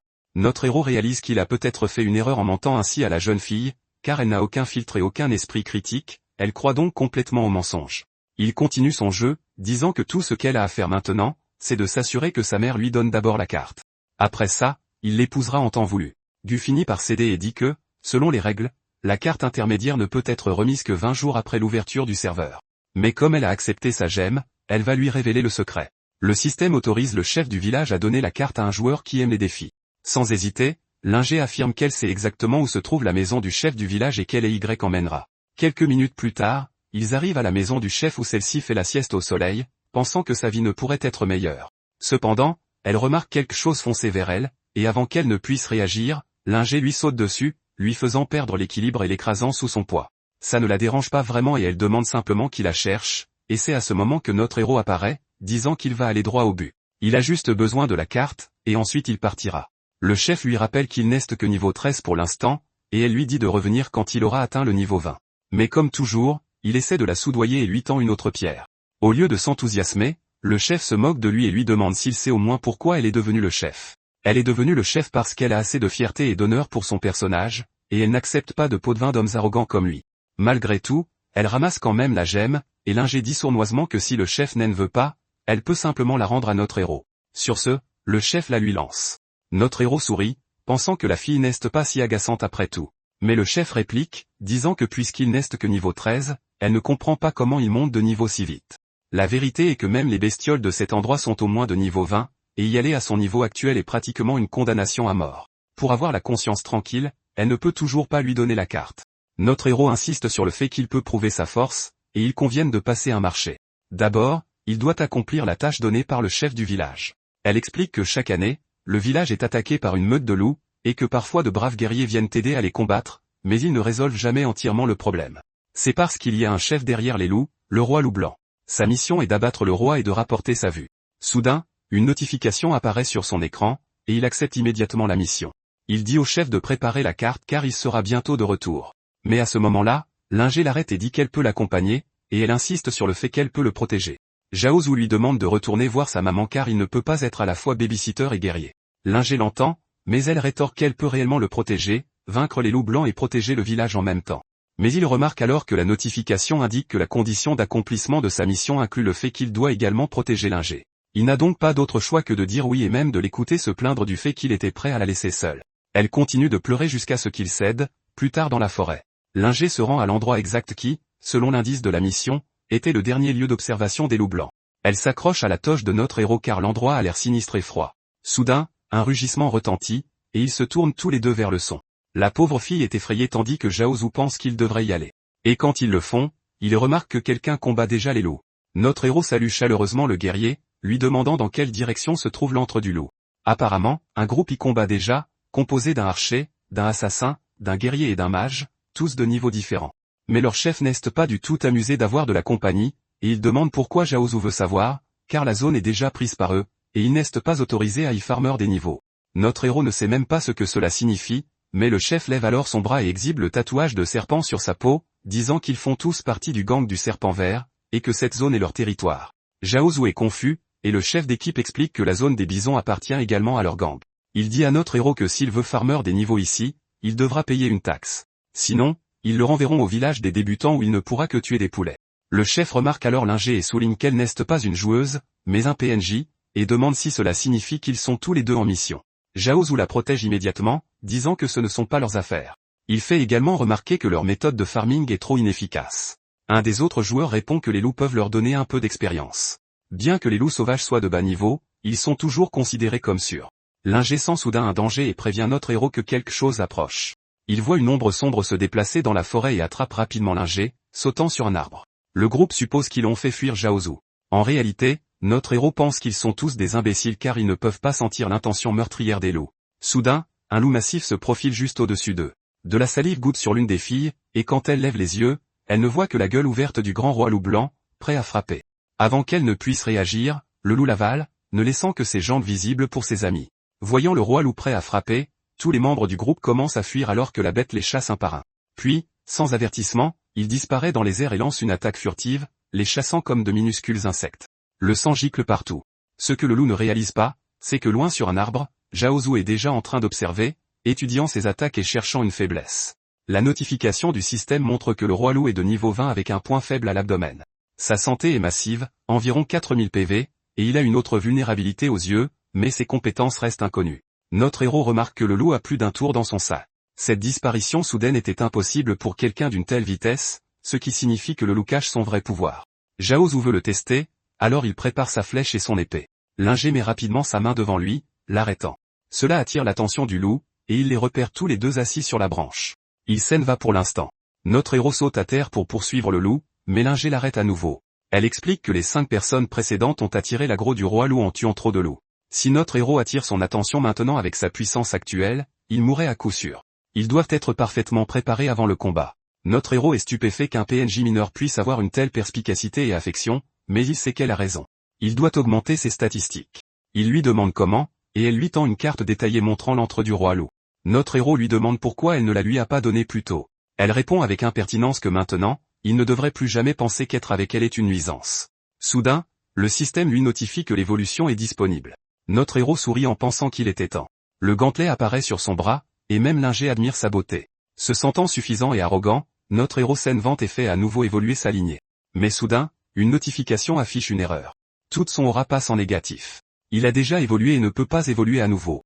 Gêné, il rit, pensant qu'au moins il a essayé. Notre héros réalise que pour l'instant, il ne peut faire évoluer que sa compétence fantôme, mais il ne l'a pas encore utilisée. Il décide qu'il est temps de la tester et active le fantôme. Instantanément, une lumière bleue l'entoure, et une version fantomatique de son corps apparaît dans le ciel. Il ressemble à un super-héros cool fait d'eau, un reflet impressionnant de lui-même. Il jette un coup d'œil à Lingé, pensant qu'il pourrait peut-être aussi la renforcer, et il a probablement raison. Puis il se concentre sur le test des capacités du fantôme. Il lui ordonne d'utiliser la flèche aux 7 étoiles. Comme prévu, le fantôme s'exécute sans défaut. Mais avant qu'il n'attaque, il l'arrête et réalise quelque chose d'encore plus puissant. Le fantôme peut aussi utiliser des compétences. Cela déclenche une nouvelle idée, un plan diabolique qu'il peut utiliser pour déjouer le système lui-même. Zhao ordonne à son fantôme d'activer l'évolution, et d'un seul ordre, il commence à se transformer. Une énergie dorée déferle autour de lui, et comme le fantôme fait partie de Zhao, il en ressent aussi les effets. Le fantôme évolue en un double fantôme, et la notification avertit qu'il ne peut plus évoluer. Maintenant, il peut invoquer 2 fantômes à la fois, chacun héritant de 60% de sa puissance d'attaque pendant une minute entière. Notre héros ne s'attendait pas à ce que cela fonctionne, mais il est ravi et un peu surpris que ce soit le cas. Lingé l'interrompt, lui demandant s'il triche, mais notre héros rit, disant que même la triche ne serait pas aussi puissante ou intelligente. La vérité, c'est qu'il gagne uniquement grâce à son intelligence et à ses compétences. Lingé souligne que son taux de victoire actuel n'est que de 20%, et notre héros décide qu'il doit augmenter ce chiffre. Il fait évoluer la flèche à 7 étoiles, l'améliorant en flèches enflammées à 7 étoiles, qui tire 7 flèches enflammées consécutives sur une seule cible. Chaque flèche inflige des dégâts bruts équivalents à 1% de la santé maximale de l'ennemi. Notre héros est un peu déçu, pensant qu'elle évoluerait en 8 flèches, mais Lingé le gronde de se plaindre, disant que c'est déjà extrêmement puissant. Elle note que son taux de victoire est maintenant monté à 34%. La notification signale que le temps de recharge du fantôme est terminé, et même notre héros est impressionné par la rapidité de sa réinitialisation. Il essaie de tester la dernière évolution active, mais la notification indique qu'elle est toujours en cours de recharge. Il réalise rapidement que le fantôme hérite des statistiques et des temps de recharge des compétences du corps principal. Donc, comme le corps principal vient d'utiliser l'évolution active, le fantôme ne peut pas encore l'utiliser. La prochaine fois, il devra d'abord améliorer les 2 fantômes avant de les activer pour éviter des situations délicates contre les boss. Notre héros dit à Linger de venir avec lui, révélant qu'il a un nouveau plan pour augmenter leur taux de victoire. Elle n'a aucune idée de là où ils vont, mais elle le suit docilement. Bientôt, ils atteignent une rivière et chassent un crocodile supérieur dont la viande restaure 200 PV et augmente la vitesse de déplacement de 30%. Ils sont ravis d'obtenir une nourriture aussi précieuse. Notre héros active le fantôme pour l'aider à cuisiner, et 1 heure plus tard, Linger rote joyeusement de pur plaisir d'avoir mangé du poisson et de la viande de haute qualité. Zhaozu n'est pas surpris car la nourriture est de première qualité, et tous deux sont satisfaits du festin. Zhaozu met une partie de la viande dans son inventaire pour l'utiliser plus tard. Il vérifie et voit que l'efficacité des 3 fantômes est incroyable. Et avec tous les objets de récupération, il devrait en avoir plus qu'assez pour s'occuper des loups. Il demande son taux de victoire, et Linger lui dit qu'il est d'environ 40% pour l'instant.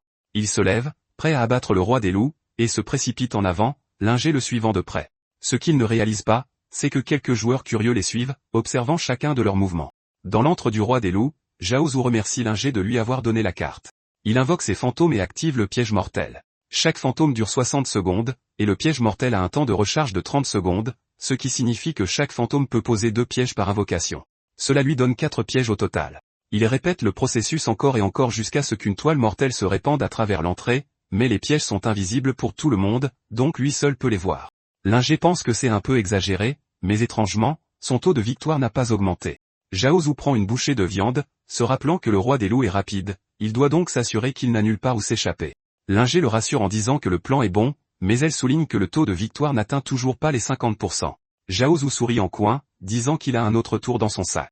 Il lui dit de se cacher derrière un arbre pendant qu'il pose des pièges autour d'elle pour la protéger, quoi qu'il arrive. Quoi qu'il sorte, elle doit rester où elle est. Ensuite, notre héros interpelle le roi des loups blancs, le défiant de sortir et de l'affronter. Ces paroles provoquent le roi, qui jette un œil hors de sa grotte.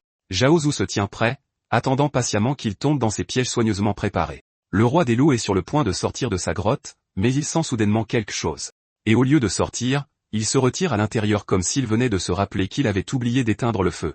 Cela déroute Zhaozu, qui réalise qu'il a peut-être sous-estimé à quel point cette bête est alerte.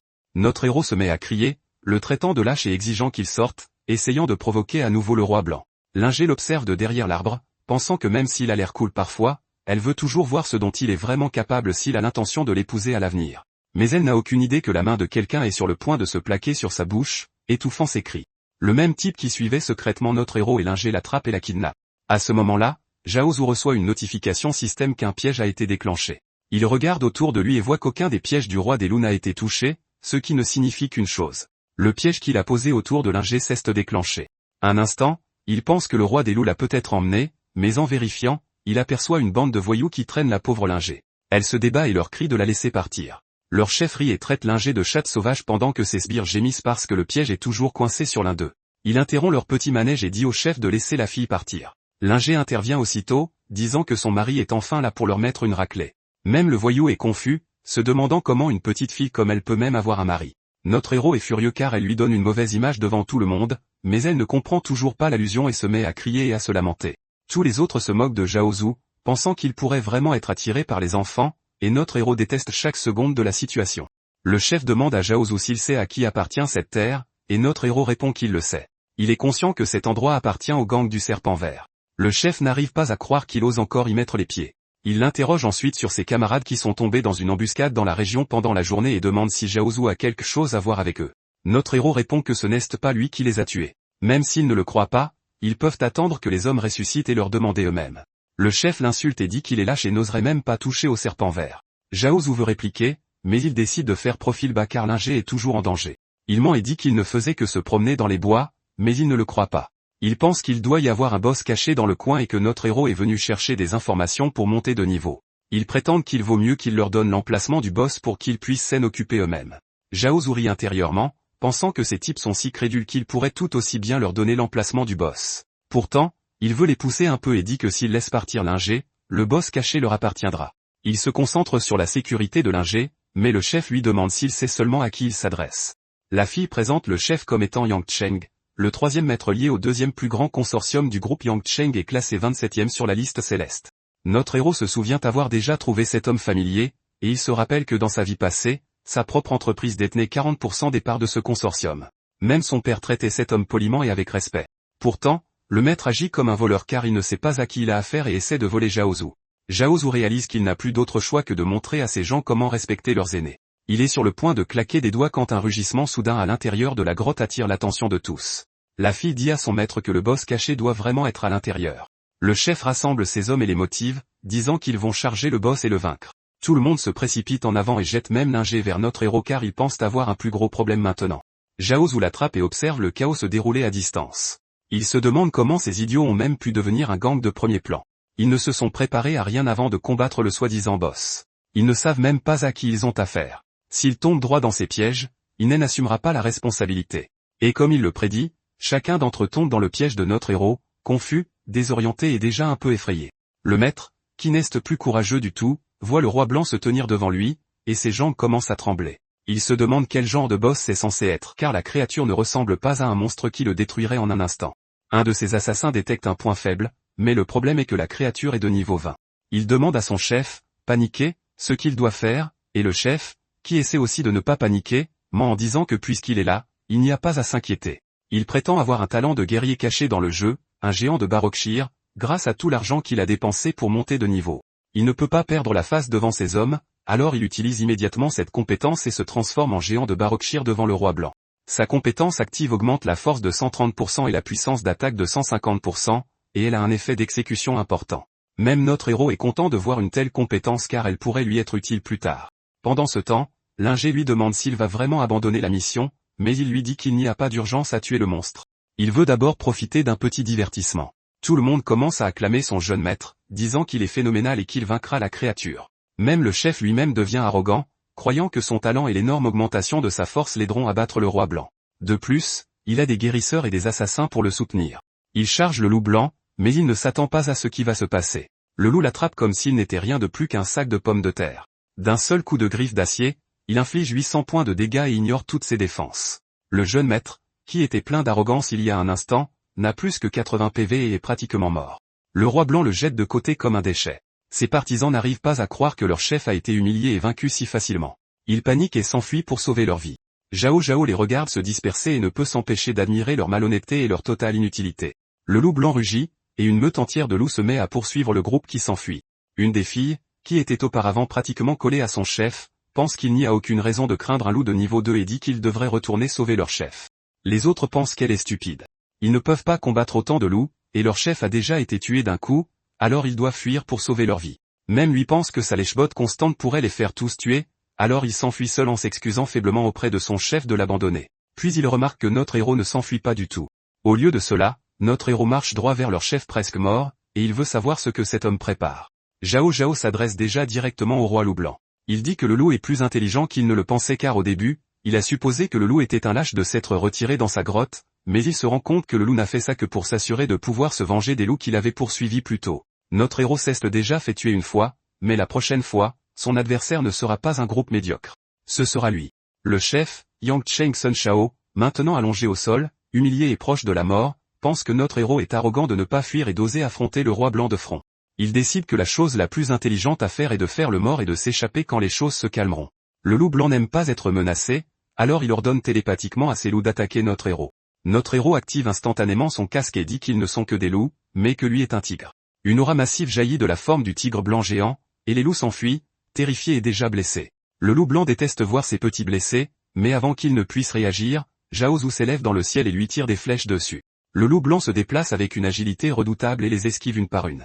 Notre héros se rend compte que la vitesse du loup est trop élevée et que sa précision ne peut pas suivre. S'il ne peut pas contrôler ses tirs, il ne peut pas le toucher. Le loup charge et utilise sa griffe de pique d'acier au moment même où Jiaozu décide qu'il doit l'affronter de front. La griffe frappe de plein fouet. L'ingé regarde avec horreur le sang couler de notre héros. Son bouclier se brise, il perd une grande quantité d'XP.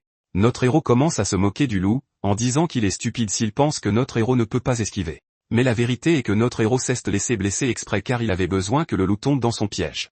L'astuce est que s'il avait esquivé l'attaque, il n'aurait pas pu immobiliser le loup blanc dans une position fixe. Ce que le loup blanc ne réalise pas, c'est que des fantômes planent au-dessus de sa tête, visant avec des flèches enflammées des 7 étoiles des deux côtés. Au total, 14 flèches enflammées le touchent. Il baisse la tête et essaie de les esquiver, mais il y en a trop, et il perd près de 1200 XP. Il brûle de rage et de flamme. Zhao Zhao se moque de lui et dit qu'il a posé des pièges tout autour d'eux avec des illusions, donc s'enfuir est impossible. Il prend une bouchée de cette viande de crocodile et défie le loup, se demandant qui tiendra le plus longtemps. Parce que la viande de crocodile est de haute qualité, il regagne 400 points de vie au total. Le loup blanc grogne, charge et disparaît soudainement devant notre héros. Zhao Zhao ne comprend pas ce qui vient de se passer ni comment il a utilisé un sort d'invisibilité. Il est désorienté, et le loup blanc apparaît derrière lui et frappe, infligeant des dégâts des XP. Alors que Zhao Zhou est blessé, il se souvient que c'est la même technique que le loup a utilisée plus tôt pour éliminer le groupe. Il voit le loup blanc disparaître à nouveau et apparaître devant lui, frappant encore, et il répète cette astuce encore et encore jusqu'à ce que près de la moitié des PV de notre héros ait disparu. Les attaques constantes ne lui laissent aucune chance de se soigner, et il endure toute la douleur. Alors que son dos est tourné au loup, il le voit charger à nouveau. Mais à la toute dernière seconde, le piège se déclenche et immobilise le loup. Zhao Zhou le félicite et dit que son mouvement de téléportation est bon, mais qu'il ne fonctionne qu'en combat rapproché. Tant qu'il plaçait le piège entre eux, l'attaque ne ferait que le déclencher et lui donner une chance de riposter. Il lève son arc et sa flèche et dit que c'est à son tour d'infliger des dégâts. Il inflige près de 200 points de dégâts, et une fois de plus, le loup blanc devient si enragé qu'il brise le piège, attaque d'un coup sec et inflige 800 dégâts des XP supplémentaires. Au lieu de mourir, notre héros révèle qu'il savait depuis le début que les pièges ne le retiendraient pas. C'est pourquoi il n'a pas esquivé et a utilisé son corps pour maintenir le loup en place. Il n'avait besoin que de 3 secondes. Il claque des doigts et les fantômes réapparaissent. Il pose un piège qui s'active immédiatement, et plusieurs pièges retiennent le loup blanc. Il utilise la flèche enflammée des 7 étoiles et lui dit de mourir, et les fantômes répètent l'attaque. Cette fois, 21 étoiles enflammées le touchent. 2 aventuriers à proximité pensent à chasser un loup quand ils voient soudain une explosion nucléaire devant eux. Ils ne savent pas que le jeu a des armes nucléaires et se demandent si c'est un hack, mais ils apprécient quand même le spectacle. L'ingé regarde et devient extatique car Zhao Zhao a presque gagné. Les PV du loup blanc ne sont plus que de 75, et il va mourir d'une seconde à l'autre. Zhao Zhao prend une bouchée de la viande de crocodile d'Isaac pour récupérer et pense au fait que 9 flèches ont manqué leur cible plus tôt. Un combo complet aurait complètement éliminé le loup. Il se rend compte qu'il doit s'entraîner à contrôler ses illusions avec plus de précision s'il veut devenir plus fort. L'ingé l'exhorte à achever le loup pour qu'il puisse terminer la mission, mais notre héros, qui est encore en train de se soigner, lui dit de ne pas se presser car il a quelque chose à faire. L'ingé est confuse, et Zhao Zhao réfléchit à sa réponse. Yang Cheng, qui a été touché plus tôt par le loup blanc et est maintenant revenu à son état normal, continue de faire le mort. Il se demande pourquoi tout est devenu silencieux après la forte explosion et pense que Zhao Zhou est peut-être enfin mort. Il ne peut toujours pas bouger car s'il le fait, tout le monde saura qu'il est en fait vivant, et ce serait embarrassant. Mais ce que ce garçon ne réalise pas, c'est que notre héros l'a déjà démasqué. Il laisse tomber une flèche juste à côté de son visage pour lui faire peur. Yang Cheng se lève, n'arrivant pas à croire qu'il a réellement tué le roi loup blanc. Zhao Zhao dit que non, mais la vérité est que le roi s'accroche à peine à la vie. Yang Cheng commence immédiatement à s'incliner, admettant que notre héros est vraiment puissant et qu'il a été un imbécile de ne pas le reconnaître plus tôt. Il implore son pardon. Zhao Zhou, faisant preuve d'une rare clémence, dit qu'il peut épargner la vie du chef et même le laisser gagner de l'expérience grâce au loup blanc, mais qu'il a besoin de quelque chose en retour. C'est comme signer un pacte avec le diable. La vérité est que notre héros n'a pas encore de plan clair, donc Yang Cheng doit attendre. Le moment venu, Zhao Zhou trouvera un moyen de l'informer. Il sort alors sa hache, le menaçant qu'il soit d'accord ou non. Yang Cheng est instantanément effrayé. Le raisonnement est clair. Bientôt, Xiao Tianke prendra secrètement le contrôle de son travail, utilisant d'autres groupes de l'entreprise pour le dépouiller de sa position. Même si l'influence de la famille du chef est limitée, ils sont faciles à influencer, ce qui fera gagner du temps à notre héros. La capacité d'importer les attributs du jeu dans la réalité sera débloquée dans 6 mois, il doit donc monter de niveau régulièrement d'ici là. Yang Cheng essaie de soutenir que même s'il est d'accord, Zhao Zhao pourrait quand même lui tirer dessus. Notre héros réplique, disant que puisque Yang Cheng est un homme d'affaires dans l'âme, il aime les bonnes affaires. S'il accepte sans négocier une seule condition, ce ne peut pas être sincère, et quelqu'un qui n'est pas avide est une personne sur laquelle il peut compter. Yang Cheng commence à l'appeler grand frère Zhao Zhao, promettant de ne rien cacher. Il expose sa condition. Si notre héros l'aide à monter de niveau et assure sa position de chef du gang du serpent vert, il fera tout ce qui est en son pouvoir. Notre héros accepte.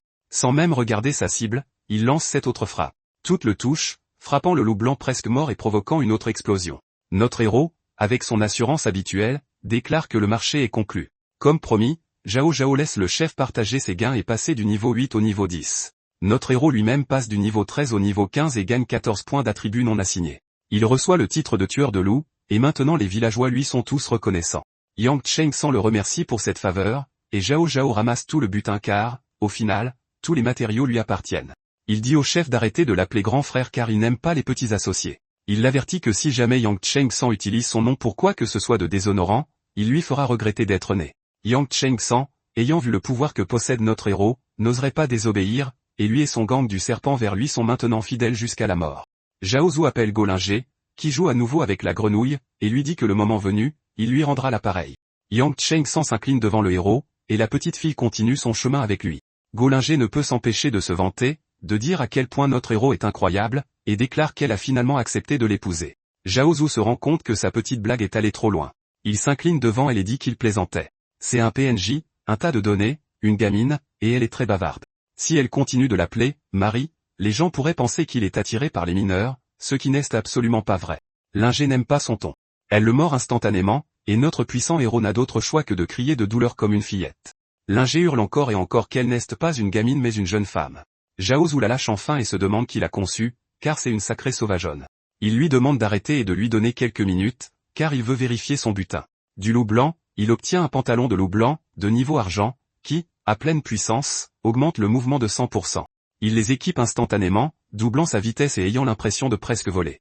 Il obtient aussi des griffes de loup en acier, de niveau argent, qui ont une compétence de frappe rapide et le téléporte instantanément derrière les ennemis pour une attaque surprise. Il s'en débarrasse, pensant que c'est de la camelote, laissant Linger perplexe, car ce qu'il veut vraiment, c'est la fourrure de loup blanc, un objet rare et précieux. Il obtient également une compétence d'invocation légendaire, Sbire-loup, qui peut invoquer 2 Sbire-loup fantômes qui détectent les unités cachées et les attaques. Cela le rend enfin heureux, car il peut maintenant créer une invocation et la prendre en dépensant 20 pièces d'argent. Le reste du butin est constitué de consommables qu'il peut utiliser dans différents systèmes. Pendant ce temps, Gu est désemparé que Zhao Zhu ne soit pas revenu avec sa fille. Elle reproche à la chef du village de l'avoir laissé partir avec l'enfant. La chef du village n'a pas de réponse, mais quand elle les voit revenir tous les deux sains et saufs, elle pousse un soupir de soulagement, tout comme Gu. Linger se précipite pour serrer sa mère dans ses bras, et Gu est folle de joie qu'elle soit en sécurité et que notre héros ne lui ait rien fait de mal. Zhao, de son côté, jette pratiquement la peau de loup à la chef du village, qui se contente de sourire malicieusement. Elle dit qu'elle ne s'attendait pas à ce qu'il le fasse vraiment et qu'il semble qu'il ne soit pas une personne ordinaire. Elle sort une carte, expliquant que c'est un lieu de rassemblement pour les niveaux 20 à 40. Si Zhao Zhu veut entrer, il doit suivre les règles. Après un mois, il sera évalué F, mais s'il insiste pour y aller plus tôt, elle le permettra. Comme c'est une carte cachée, ce sera plus difficile que d'habitude, mais les récompenses sont plus grandes. La chef le prévient également d'être prudent. Notre héros reçoit une notification indiquant que sa mission est terminée et assure à la chef qu'il peut se débrouiller. Linger se précipite vers lui en demandant s'il part vraiment. Il plaisante en lui demandant si elle veut venir avec lui. Instantanément, Gu l'arrache en disant qu'il flirte avec sa fille. La vérité, c'est que Linger est plus attaché qu'elle ne le laisse paraître, et elle essaie de crier et insiste obstinément pour l'accompagner. Gu lui dit que puisqu'il a déjà la carte, il devrait simplement partir, mais Zhao Zhu a encore des négociations à faire. Il retourne voir la chef du village, soulignant que la peau de loup est un objet rare, mais qu'elle ne lui a donné qu'une carte en retour, ce qu'il trouve plutôt maigre. La chef pense qu'il en profite, mais il soutient qu'il ne demande qu'une compensation raisonnable. Les gens donnent rarement de bonnes choses à moins d'y être poussés. Notre héros fait briller une énergie dorée au-dessus de sa tête, effrayant légèrement la chef. Elle accepte de lui en donner plus. Elle lui accorde une compétence épique, frappe puissante, qui se charge pendant 7 secondes pour atteindre des dégâts maximaux et a un effet perforant qui inflige 500 points de dégâts d'agilité. Zhao Zhu est stupéfait, réalisant que la chef possède vraiment des trésors cachés dont il ignorait l'existence. Plus tard, notre héros et la chef se rendent au bord d'une rivière. D'une seule flèche aveuglante, Zhao Zhu crée un chemin à travers les hauts. Il utilise ensuite la même compétence de frappe puissante et est impressionné par sa force et sa précision. La chef du village dit fièrement que, bien sûr, c'est une compétence épique et qu'elle peut même traverser cette petite colline à une si longue distance. Il la félicite, disant qu'elle est vraiment socialiste dans l'âme, pas complètement capitaliste, et qu'elle se soucie des gens qui font vraiment des efforts. Il se tourne ensuite vers Linger et dit qu'ils reverront notre héros la prochaine fois et lui demande de grandir. Linger crie d'excitation alors que Zhao Zhu s'éloigne en courant, la laissant le cœur brisé. De l'autre côté de la rivière, en banlieue, il sort une carte de la cité de roi devant lui. La ville est absolument magnifique, et il est impatient de l'explorer, car avant sa renaissance, il avait si mal commencé. Il avait manqué tous les boss cachés et les quêtes spécifiques aux classes dans le village des débutants et avait dû passer 2 mois à farmer des vaches avant d'atteindre enfin la cité de roi. Quand il y est entré, il s'est rendu compte que tous les meilleurs objets avaient déjà disparu, mais heureusement, il avait mémorisé les emplacements des coffres, des boss et des PNJ utiles, qu'il peut utiliser maintenant. L'objectif le plus important en partant de la cité de roi est qu'après avoir atteint le niveau 40 et accompli une mission spéciale, il pourra ramener ses attributs dans le monde réel. C'est son principal objectif pour l'instant. Bientôt, Il s'assurera que le serpent Xiao Tianke soit éliminé. Mais avant d'entrer dans la cité de roi, il décide de vider son inventaire. Il veut convertir tous les objets dont il n'a pas besoin en argent. Il se dirige vers l'hôtel des ventes, près duquel des filles déguisées en lapines attirent les gens à l'intérieur. Zhao Zhu est surpris par le nombre de personnes présentes, mais il sait que c'est une bonne chose, car plus il y a de monde, plus l'inventaire de son magasin se vendra vite. L'une des filles lui demande s'il est là pour vendre aux enchères ou pour parier et finit par l'orienter vers le bureau d'enregistrement pour y déposer les objets. Ensuite, il obtiendra un numéro, et les objets seront mis aux enchères. Des frais de gestion de 10% s'appliquent aux ventes réussies. Elle lui demande également s'il veut cacher son identité. Notre héros réfléchit un instant. Il ne veut pas être bombardé de demandes pour former un groupe, rejoindre des guildes, ou être dérangé par les gens, alors il cache son identité. Il entre dans la salle des ventes pour voir comment ça se passe. Une belle dame s'avance, et tous les hommes rougissent devant sa beauté.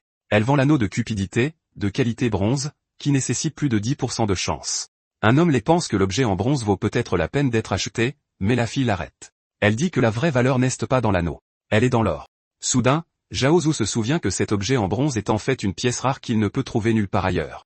Dans sa vie passée, il se souvient de l'anneau d'or de qualité diamant, un artefact extrêmement rare qui augmente la chance de 50%, double les matériaux et l'argent obtenus, et garantit un équipement de qualité or sur les monstres de niveau 30 et plus.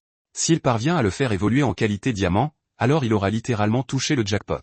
D'autres personnes essaient d'enchérir dessus avec des sommes dérisoires et négligentes, mais il lève instantanément la main et propose une pièce d'or. Tout le monde le croit fou de dépenser autant d'argent pour ce qu'il considère comme une camelote inutile, mais un autre enchérisseur offre soudainement 10 pièces. Les spectateurs ne comprennent pas ce qui se passe, car un équipement en bronze ne se vend jamais contre des pièces d'or, et ils pensent que ces deux idiots ont dû perdre la tête. L'autre enchérisseur regarde notre héros comme s'il savait quelque chose, et il commence à soupçonner que Zhao Zhu pourrait bien comprendre la vraie valeur de l'anneau. Notre héros le soupçonne aussi, mais il ne va pas laisser cet anneau lui échapper, alors il enchérit à 30 pièces. L'autre enchérisseur grince des dents, car le prix devient trop élevé, et il enchérit à 50 pièces. Il essaie ensuite de provoquer Zhao Zhu en disant qu'il doit être si pauvre qu'il ne peut pas aller au-delà de 50. Zhao Zhu lève simplement la main et enchérit à 100 pièces d'or sans hésitation. Même l'autre enchérisseur a l'air intimidé. La commissaire-priseur le vend immédiatement à notre héros et conclut la vente. Zhao Zhu équipe l'anneau cupide et vérifie son minuteur. Il reste 8 heures avant que son évolution ne se réinitialise. Et une fois qu'il aura fait évoluer cet anneau, cela garantira ses profits futurs. L'autre enchérisseur semble maintenant lui en vouloir et marmonne qu'il se souviendra de quelqu'un comme notre héros. Zhao Zhu est perplexe, car il ne comprend pas le problème de cet homme. Ils ne se connaissent même pas, sérieux. Il pense qu'il n'a pas de temps à perdre avec quelqu'un comme ça. Soudain, quelqu'un l'appelle en lui caressant doucement le visage. Et quand il se retourne, il voit la même belle femme qui était sur scène. Elle s'accroche maintenant à lui et dit qu'il est à elle pour aujourd'hui. Il ne comprend pas vraiment ce qu'elle veut dire, ni même ce que signifie appartenir à quelqu'un d'autre. La fille lui dit de ne pas faire l'idiot, lui révélant la vérité, il a offert de payer bien plus que n'importe qui d'autre juste pour la voir. Il est presque littéralement dégoûté et regarde en arrière nerveusement, pensant qu'il ne savait pas que quelqu'un pouvait être aussi audacieux. La fille, toujours perchée pratiquement sur lui dit de ne pas s'inquiéter car ce soir, elle ne servira que lui. Même si c'est dans le jeu, elle promet que ce sera la meilleure expérience qu'il ait jamais eue. Notre héros n'est pas du tout amusé. Il voulait seulement la bague, mais maintenant il doit aussi la divertir, et il n'avait pas réalisé que c'était ce genre d'événement. Il la repousse et dit sans vouloir l'offenser. Elle a un corps de rêve, mais il a autre chose en tête, et elle peut le suivre. Plus tard, une fois qu'elle a fini, elle demande ce que c'est. Soudain, elle remarque un homme les derrière Zhao Zhu, et son sourire disparaît instantanément comme si elle voyait un prédateur, ou un rat pour être plus précis. Notre héros se retourne, légèrement effrayé par l'homme laid.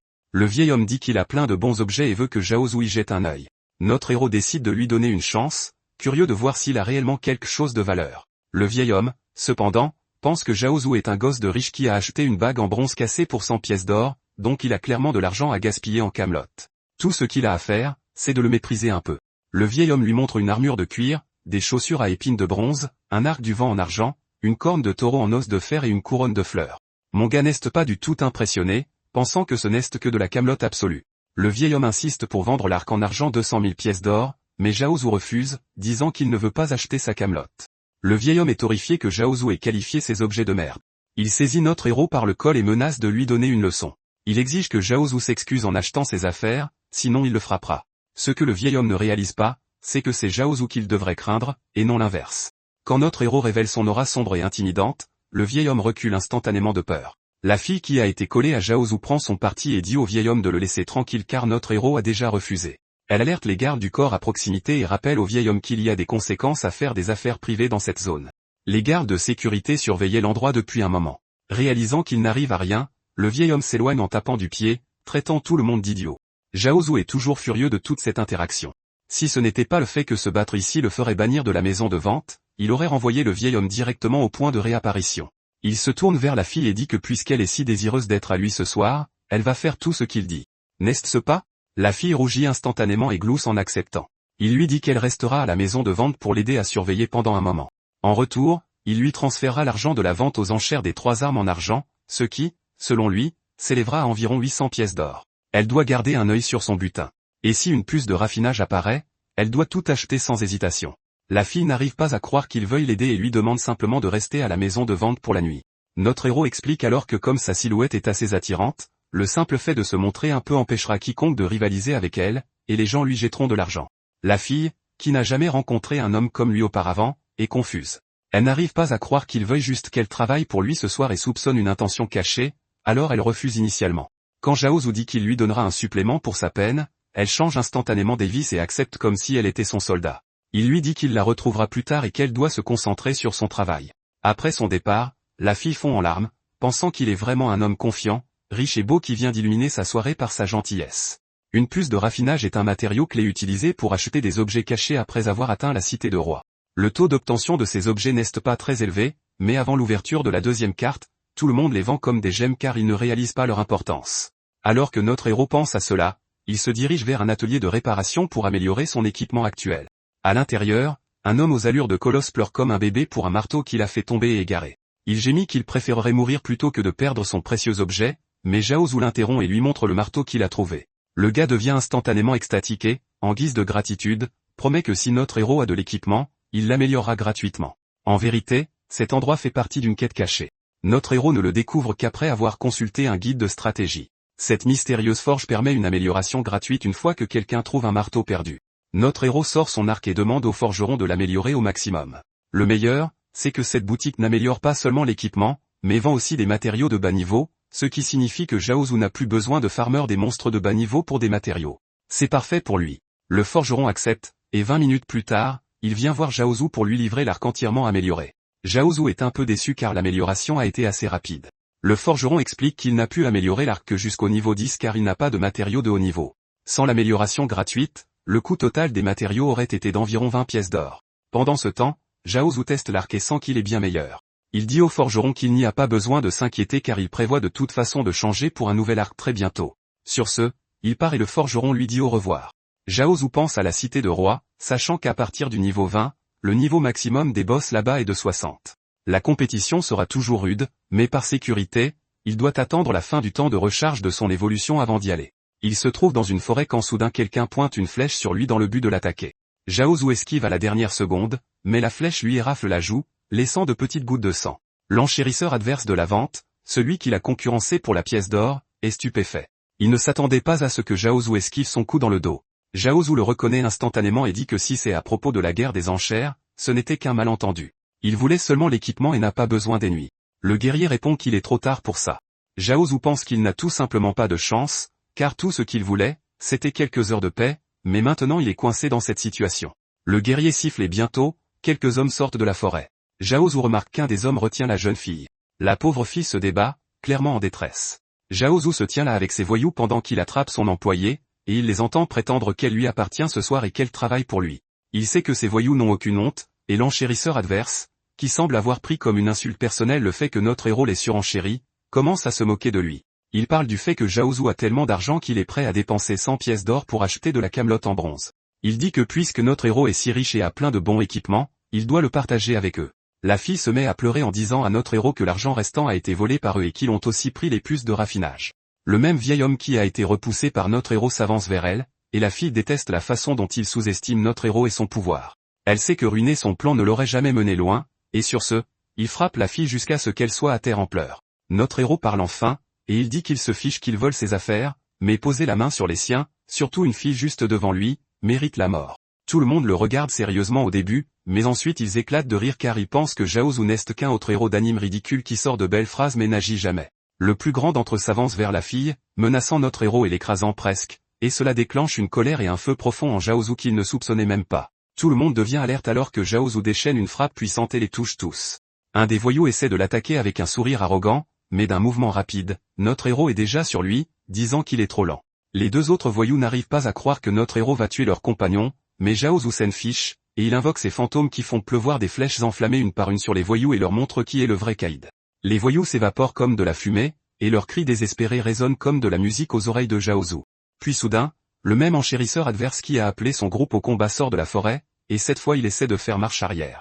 Il dit qu'il ne voulait pas faire de mal et qu'il n'avait pas réalisé le potentiel de Zhao Zhu. Il ajoute que les gens que notre héros vient de tuer ne sont que du menu fretin dont il pourrait facilement se débarrasser si nécessaire. Il se présente comme Shibuya, 5e au classement. Et pendant que notre héros s'occupait de tous les autres, il a utilisé sa détection de faiblesse et a appris des choses sur lui. Il réalise que Zhao Zhu est un chasseur fantôme.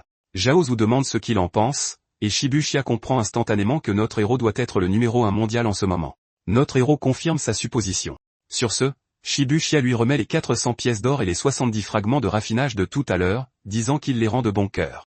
Zhao Zhu attrape les objets et vérifie le poids. Et bien qu'il semble que tout y soit, il lance tout de même un regard froid à Shibuya. Shibuya suggère alors de former une alliance pour qu'ils puissent créer un nouveau gang ensemble.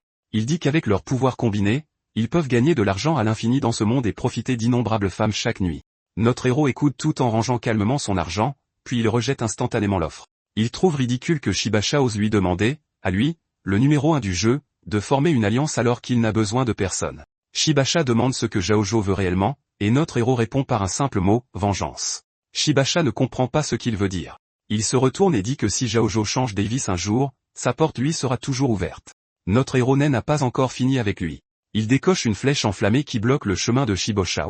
Et à ce moment-là, Shibuya réalise qu'il a de bien plus gros ennuis qu'il ne le pensait. Shibuya se retourne brusquement, manifestement en état d'alerte, demandant qui lui a tendu une embuscade. Quiconque a fait ça ne s'est pas contenté de bloquer son chemin, mais lui a aussi éraflé la jambe et l'a blessé. Quand il se retourne, il voit le clone de Zhao Zhu le fixer avec une expression de dur à cuire. Il se tourne rapidement vers notre héros, l'appelant frère, et dit que ce n'est pas grave s'il ne veut pas coopérer, mais qu'il n'y a pas besoin de se faire des ennemis. Shibuya ajoute qu'il est classé 5e au classement et a souscrit une assurance de haut niveau dans le jeu. Donc si notre héros le tue maintenant, il aura sûrement un nom rouge. Shibuya pense que notre héros ne comprend pas le coup d'un nom rouge, sous-estimant clairement l'étendue des connaissances de Zhao Zhu. À ce moment précis, deux fantômes apparaissent autour de Shibuya, le piégeant et projetant leurs arcs droits sur lui. Zhao Zhu dit qu'il se fiche d'avoir un nom rouge car il méprise les gens qui sont des ordures et trahissent leurs coéquipiers tout comme leurs ennemis. Il bande une autre flèche, et Shibuya réalise que son plan de sacrifier ses coéquipiers juste pour avoir une chance de parler à Zhao Zhu s'est retourné contre lui. Il implore sa pitié, le suppliant d'attendre une seconde, mais il est trop tard. L'instant d'après, une explosion nucléaire éclate, anéantissant complètement Shibuya et sa pathétique personne. Immédiatement, une notification du système apparaît pour tout le monde. Elle les informe que Zhao Zhu a tué Shibuya. Sa position actuelle est la forêt du Chevalier Noir, et quiconque le tuera recevra une prime de 50 000 pièces d'or. Les joueurs du monde entier réagissent avec un mélange de peur et d'excitation. Ils ont peur car deux joueurs du top 5 du classement viennent de s'entretuer, mais ils sont ravis à l'idée de gagner d'énormes récompenses. Ils pensent qu'en travaillant ensemble, ils pourraient abattre Zhao Zhu, mais ils ne réalisent pas qu'il est bien plus fort que tous réunis. Pendant ce temps, Zhao Zhu trouve la situation dégoûtante, non pas parce qu'il a tué un homme et est maintenant sur la liste des personnes recherchées, mais parce qu'il voit à quel point le système est capitaliste. Quand un joueur ordinaire meurt, personne n'est prévenu. Mais quand un joueur du classement avec une assurance coûteuse meurt, le serveur entier reçoit une notification, et le tueur devient recherché. Peu importe où il va, l'argent détient le pouvoir ultime. La fille qui travaille pour Zhao Zhu se lève vivement et lui demande pourquoi il n'est pas encore parti. Elle souligne qu'une prime de 50 000 pièces d'or est déjà comparable à celle d'un boss de haut niveau, et que d'immenses groupes de joueurs se rapprochent de lui. Il a à peine quelques secondes pour réagir avant qu'il n'arrive. Zhao Zhu reste remarquablement calme dans cette situation, disant qu'il ne l'a même pas encore payé pour son travail, mais il lui tend les 400 pièces d'or qu'il a gagnées grâce à son aide. La fille ne croit pas ses yeux, les larmes lui montent en réalisant combien d'argent cela représente. Elle admet à voix basse que si elle gagne juste un peu plus, elle pourra enfin être libre. Cela attire l'attention de Zhao Zhu, et il lui demande si elle a été forcée ou traitée comme une esclave pour gérer ses transactions. Il lui dit d'être honnête afin qu'il puisse comprendre combien d'autres personnes souffrent en plus d'elle. La fille rougit et admet qu'elle ne connaît pas toute l'étendue de la situation, mais elle sait qu'ils travaillent tous pour la Rising Sun Corporation. Le monde semble basculer sous les pieds de Zhao Zhu car c'est sa propre société. Il murmure de faibles excuses, sentant le poids de la trahison. La fille lui dit de ne plus poser de questions, sentant sa sensibilité, et Zhao Zhu respecte son souhait. Soudain, la fille s'élance et l'embrasse sur la joue, le prenant complètement au dépourvu. Il rougit profondément comme s'il sortait d'un relooking dans un salon de beauté. La fille le remercie timidement pour sa gentillesse et sa compréhension, l'appelant son héros. Elle balbutie ensuite un adieu et s'enfuit en courant. Alors qu'elle disparaît, Zhao Zhu songe que la seule personne dans sa société capable d'actes aussi monstrueux est probablement Xiao Tianke. Même si ce n'est pas lui, ce doit être un autre traître. Il sait qu'une fois de retour, il devra découvrir la vérité. Perdu dans ses pensées, il ne remarque pas la menace qui pèse derrière lui. Une boule de feu file vers lui, mais il anticipe l'attaque, se retournant calmement et commentant qu'il est surpris qu'il soit arrivé si vite. Il dévie la boule de feu d'une main, souriant en coin car il sait que la journée va être divertissante avec tous ces gens. Soudain, un grand groupe d'hommes fonce sur lui. Zhao Zhu active son masque de tigre, se préparant au combat, pensant que tous ceux qui approchent marchent droit vers leur mort. Puis il remarque un visage familier, Yang Cheng-san, le chef du gang du Serpent Vert, qui l'a aidé il y a quelques jours, le saluant chaleureusement. Yang Cheng-san court vers Zhao Zhu, mais il remarque alors un fantôme qui pointe une flèche droit sur sa tête. Il s'arrête net en plein mouvement. Soudain, Zhao Zhu fonce sur lui, demandant s'il l'a déjà trahi ce matin. Le chef hurle son innocence, le suppliant de se calmer et insistant sur le fait que tout cela n'est qu'un malentendu. Il voulait seulement aider. Le coup de poing de Zhao Zhu se fige en l'air alors que Yang Cheng-san se tourne vers les membres de son groupe, leur disant d'appeler Zhao Zhu grand frère et de lui montrer leur respect. Chaque membre s'incline en signe de reconnaissance. Zhao Zhu demande au chef ce qu'il fait et lâche son col. Le chef explique que le gang du Serpent Vert a une mission aujourd'hui. Quiconque osera s'approcher de Zhao Zhu sera battu à mort. Zhao Zhu demande s'il a mangé de la viande de dragon ou quelque chose du genre, car quand a-t-il été aussi courageux pour la dernière fois? Yang Cheng-san répond malicieusement que c'est simplement qui il est maintenant. Même s'il rencontre un expert et se fait éliminer, il pourra au moins fournir des informations et retarder la menace jusqu'à ce que Zhao Zhu arrive pour s'en occuper. Zhao Zhu a des sentiments partagés, réalisant que ce type est vraiment devenu loyal. Pas étonnant que, même avec une force moyenne, il soit devenu un chef de gang. Zhao Zhu, préférant jouer en solo, dit qu'il apprécie tout ce que Yang Cheng-san a fait, mais qu'il va repartir pour qu'il ne se blesse pas. Il insiste sur le fait qu'il nettoiera ce gâchis lui-même.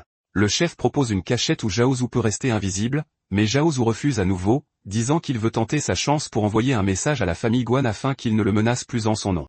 Le gang du Serpent Vert regarde Zhao Zhu avec admiration et commence à l'acclamer, le qualifiant de tout-puissant et d'expert. Plus tard, Zhao Zhu marche, ignorant que quelqu'un utilise la détection de faiblesse sur lui. Un homme chauve et musclé se cache derrière les arbres, pensant que 550 000 pièces d'or, c'est bien trop pour un type maigrichon comme Zhao Zhu.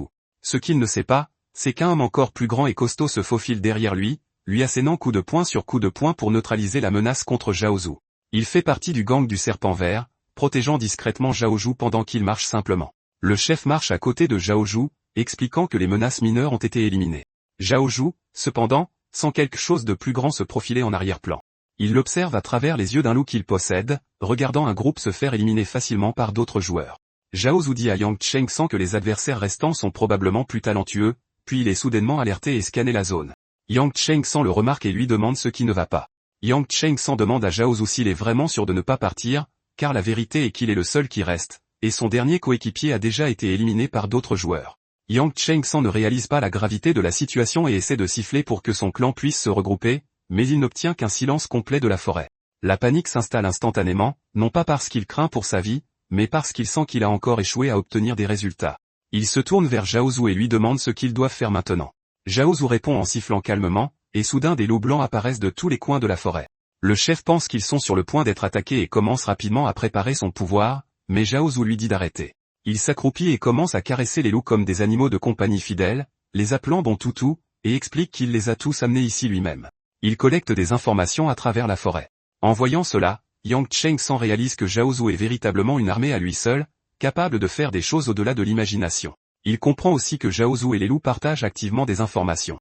Zhao Zhu explique que la capacité de reconnaissance des loups est extrêmement impressionnante, leur permettant de voir et d'atteindre presque n'importe quel endroit.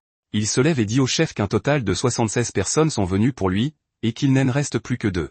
Yang Cheng-san est stupéfait par ce nombre, réalisant à quel point la menace était immense. Il réalise que son groupe entier n'aurait jamais pu affronter autant d'ennemis. Zhao Zhu précise alors que ce sont ces fantômes qui se sont occupés de la plupart d'entre eux, et en effet, ces fantômes sont toujours occupés à éliminer les menaces restantes. Yang Cheng-san est une fois de plus sans voix et admet que Zhao Zhu est vraiment incroyable. Il dit que s'il avait ne serait-ce que 1% du pouvoir de Zhao Zhu, il aurait pu être bien plus utile. Zhao Zhu essaie de le réconforter, lui disant de ne pas se mettre dans des situations aussi dangereuses. Il lui rappelle que la sécurité de son groupe est plus importante que n'importe quelle bataille d'ego inutile. Juste au moment où un calme s'installe entre eux, quelqu'un interrompt soudainement leur échange fraternel. Il s'avère que c'est un duo de frères et sœurs. L'homme se tourne vers Zhao et dit que le trouver a été une vraie galère parce que beaucoup de gens le protégeaient, et ils ont dû en tuer beaucoup juste pour arriver jusqu'ici. Pendant qu'il parle, Zhao utilise sa détection de faiblesse pour scanner leurs détails. L'homme est classé 23e, un ranger de niveau 8 appelé Roi Cruel. La fille est classée 8e, une invocatrice de niveau 10 nommée Eji. Zhao n'est pas surpris qu'il ait survécu jusqu'ici car ils sont de plus haut niveau, intelligents et manifestement puissants. Zhao se tourne alors vers le chef, celui qu'il appelle grand frère, et lui dit que c'est à son tour de briller. Yang Cheng s'en demande nerveusement si Zhao l'envoie vraiment seul.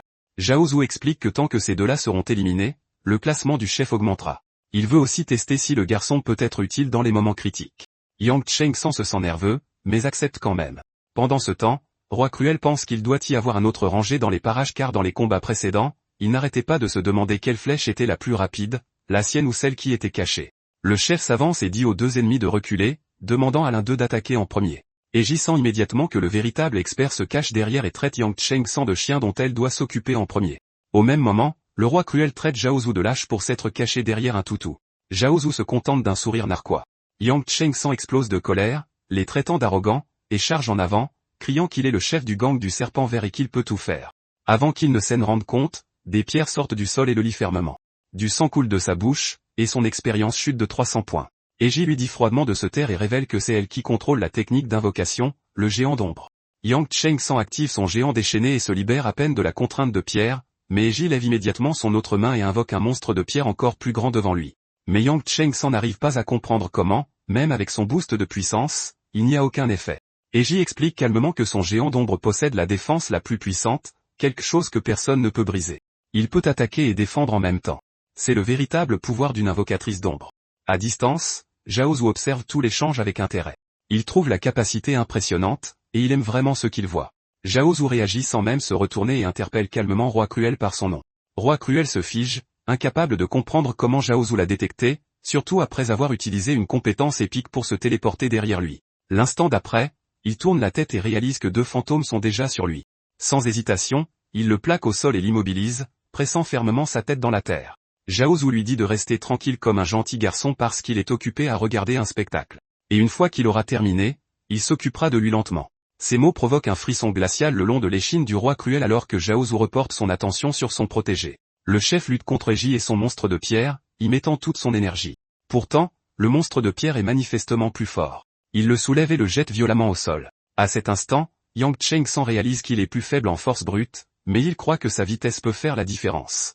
Cet espoir se brise à la seconde même. Le monstre de pierre apparaît soudainement derrière lui et lui saisit fermement le bras. Le chef commence à jurer à voix basse alors que la panique s'installe. Eji observe calmement et lui demande pourquoi il risque sa vie pour Zhao, surtout maintenant que Zhao est un criminel recherché. Elle lui propose un marché, suggérant qu'il fasse équipe et se partage la prime. Yang Cheng semble vraiment confus, se demandant si elle a perdu la tête en suggérant qu'il trahisse Zhao. Il sait aussi exactement quel genre de pouvoir détient Zhao, et il n'a aucune intention de se trouver du côté opposé de cette force. Eji ricane, manifestement peu impressionnée. Elle décide que s'il insiste pour jouer les héros, alors elle le renverra personnellement au point de réapparition. Sur ce, le monstre de pierre le frappe contre le sol encore et encore, chaque coup plus lourd que le précédent. Le monstre d'ombre se rapproche du visage du chef et commence à l'étouffer sérieusement, mais soudain tout explose, et Yang Cheng de retour à sa forme normale, s'écrase au sol. Eji l'observe attentivement et pense que c'est un miracle qu'il lui reste encore un souffle de vie. Alors que le chef est étendu là, clairement épuisé et blessé, Eji marche lentement autour de lui et dit qu'elle va maintenant s'occuper de Zhao. Elle dit qu'elle va lui donner une bonne leçon, mais à ce moment-là, le chef l'agrippe faiblement, la suppliant presque d'arrêter. Au même moment, le monstre d'ombre se retourne et fait directement face à Zhao. Et au lieu de la peur ou de la colère, Zhao ne répond que par un sourire narquois et calme. Eji claque la langue et traite Yang Cheng d'agaçant, puis le repousse d'un coup de pied sans hésitation et ordonne au monstre d'ombre de l'écraser. Le monstre d'ombre se déplace au-dessus du chef alors qu'il commence à trembler de peur, son corps secoué de manière incontrôlable, mais soudain un éclair frappe. Quand Yang Cheng s'enlève à nouveau les yeux, il voit le visage de Eji complètement blême, et le monstre d'ombre s'est déjà évaporé dans les airs. Eji regarde avec incrédulité, incapable d'accepter que Zhao ait vaincu son géant d'ombre en un seul coup, et elle commence à regretter d'être venue. Zhao dit qu'il était évident que ce serait lui qui le vaincrait, mais il ajoute ensuite qu'il est déjà derrière elle, ce que Eji ne remarque que trop tard. Zhao libère instantanément son aura, et le chef fond en larmes de joie, croyant que son grand frère est enfin venu le sauver. Eji exige de savoir comment Zhao possède un pouvoir aussi écrasant, car tuer son géant d'ombre devrait être pratiquement impossible. Au lieu de répondre directement, Zhao Zhu lui demande calmement pourquoi elle a même besoin de la prime.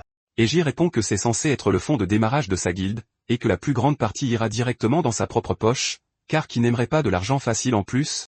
Elle active à nouveau son pouvoir et répand une ombre liquide sombre sur le sol sous les pieds de Zhao Zhu. Cela se transforme en un marécage d'ombre, et Eiji rit avec confiance en disant que quoi qu'il fasse, il ne pourra pas s'en échapper. Et avec la perte rapide de santé, il sera mort en moins de 5 secondes. Les points d'expérience de Zhao Zhu commencent à chuter de 3 cents par seconde, mais il s'avance simplement et sort du marécage sans aucune difficulté.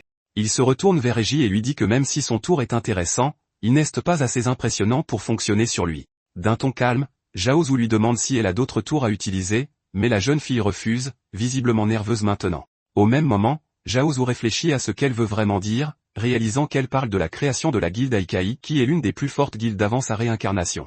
Xiao Tianke n'a progressé rapidement dans les premiers stades que parce qu'il est resté proche de la Aikai et a dépensé une énorme somme d'argent pour obtenir des ressources de haute qualité. Avec cela à l'esprit, Zhao Zhu dit qu'il ne veut pas les anéantir, alors il leur donnera 2 choix à la place. Le premier choix est qu'il leur donnera le double de l'argent dont ils ont besoin pour former une guilde, mais ils devront faire une chose pour lui. Le deuxième choix est simple. Il les enverra directement au point de réapparition sans délai. La fille est assez intelligente pour comprendre la situation, alors elle choisit immédiatement la première option sans hésitation. Zhao Zhu lui dit de partir pour l'instant, qu'il transférera l'argent plus tard, et il lui conseille de l'utiliser correctement pour former une guilde et de la nommer la guilde Ling Yun. Une fois cela réglé, il se retourne et s'éloigne tandis que la jeune fille murmure doucement qu'elle espère qu'il tiendra sa parole. Zhao Zhu s'accroupit alors devant le chef et lui tend une potion de récupération. Le chef la boit instantanément et est complètement rétabli comme si aucune des blessures n'avait jamais eu lieu. Zhao Zhu dit alors qu'il a une dernière tâche à lui confier, et Yang Cheng s'en saute sur l'occasion avec empressement sans une seconde d'hésitation. Zhao Zhu se tourne vers le roi cruel qui est toujours maîtrisé sous son contrôle et dit qu'il doit s'occuper de ce type ensuite. Les lèvres de Yang Cheng s'étirent en un large sourire narquois comme s'il venait de recevoir un ticket gratuit pour un buffet à volonté. Il s'approche du roi cruel, s'accroupit devant lui et commence à se moquer, lui demandant où est passée toute cette arrogance. Il active son pouvoir et commence à le torturer sans pitié, l'avertissant qu'il ne devrait plus jamais oser regarder son frère.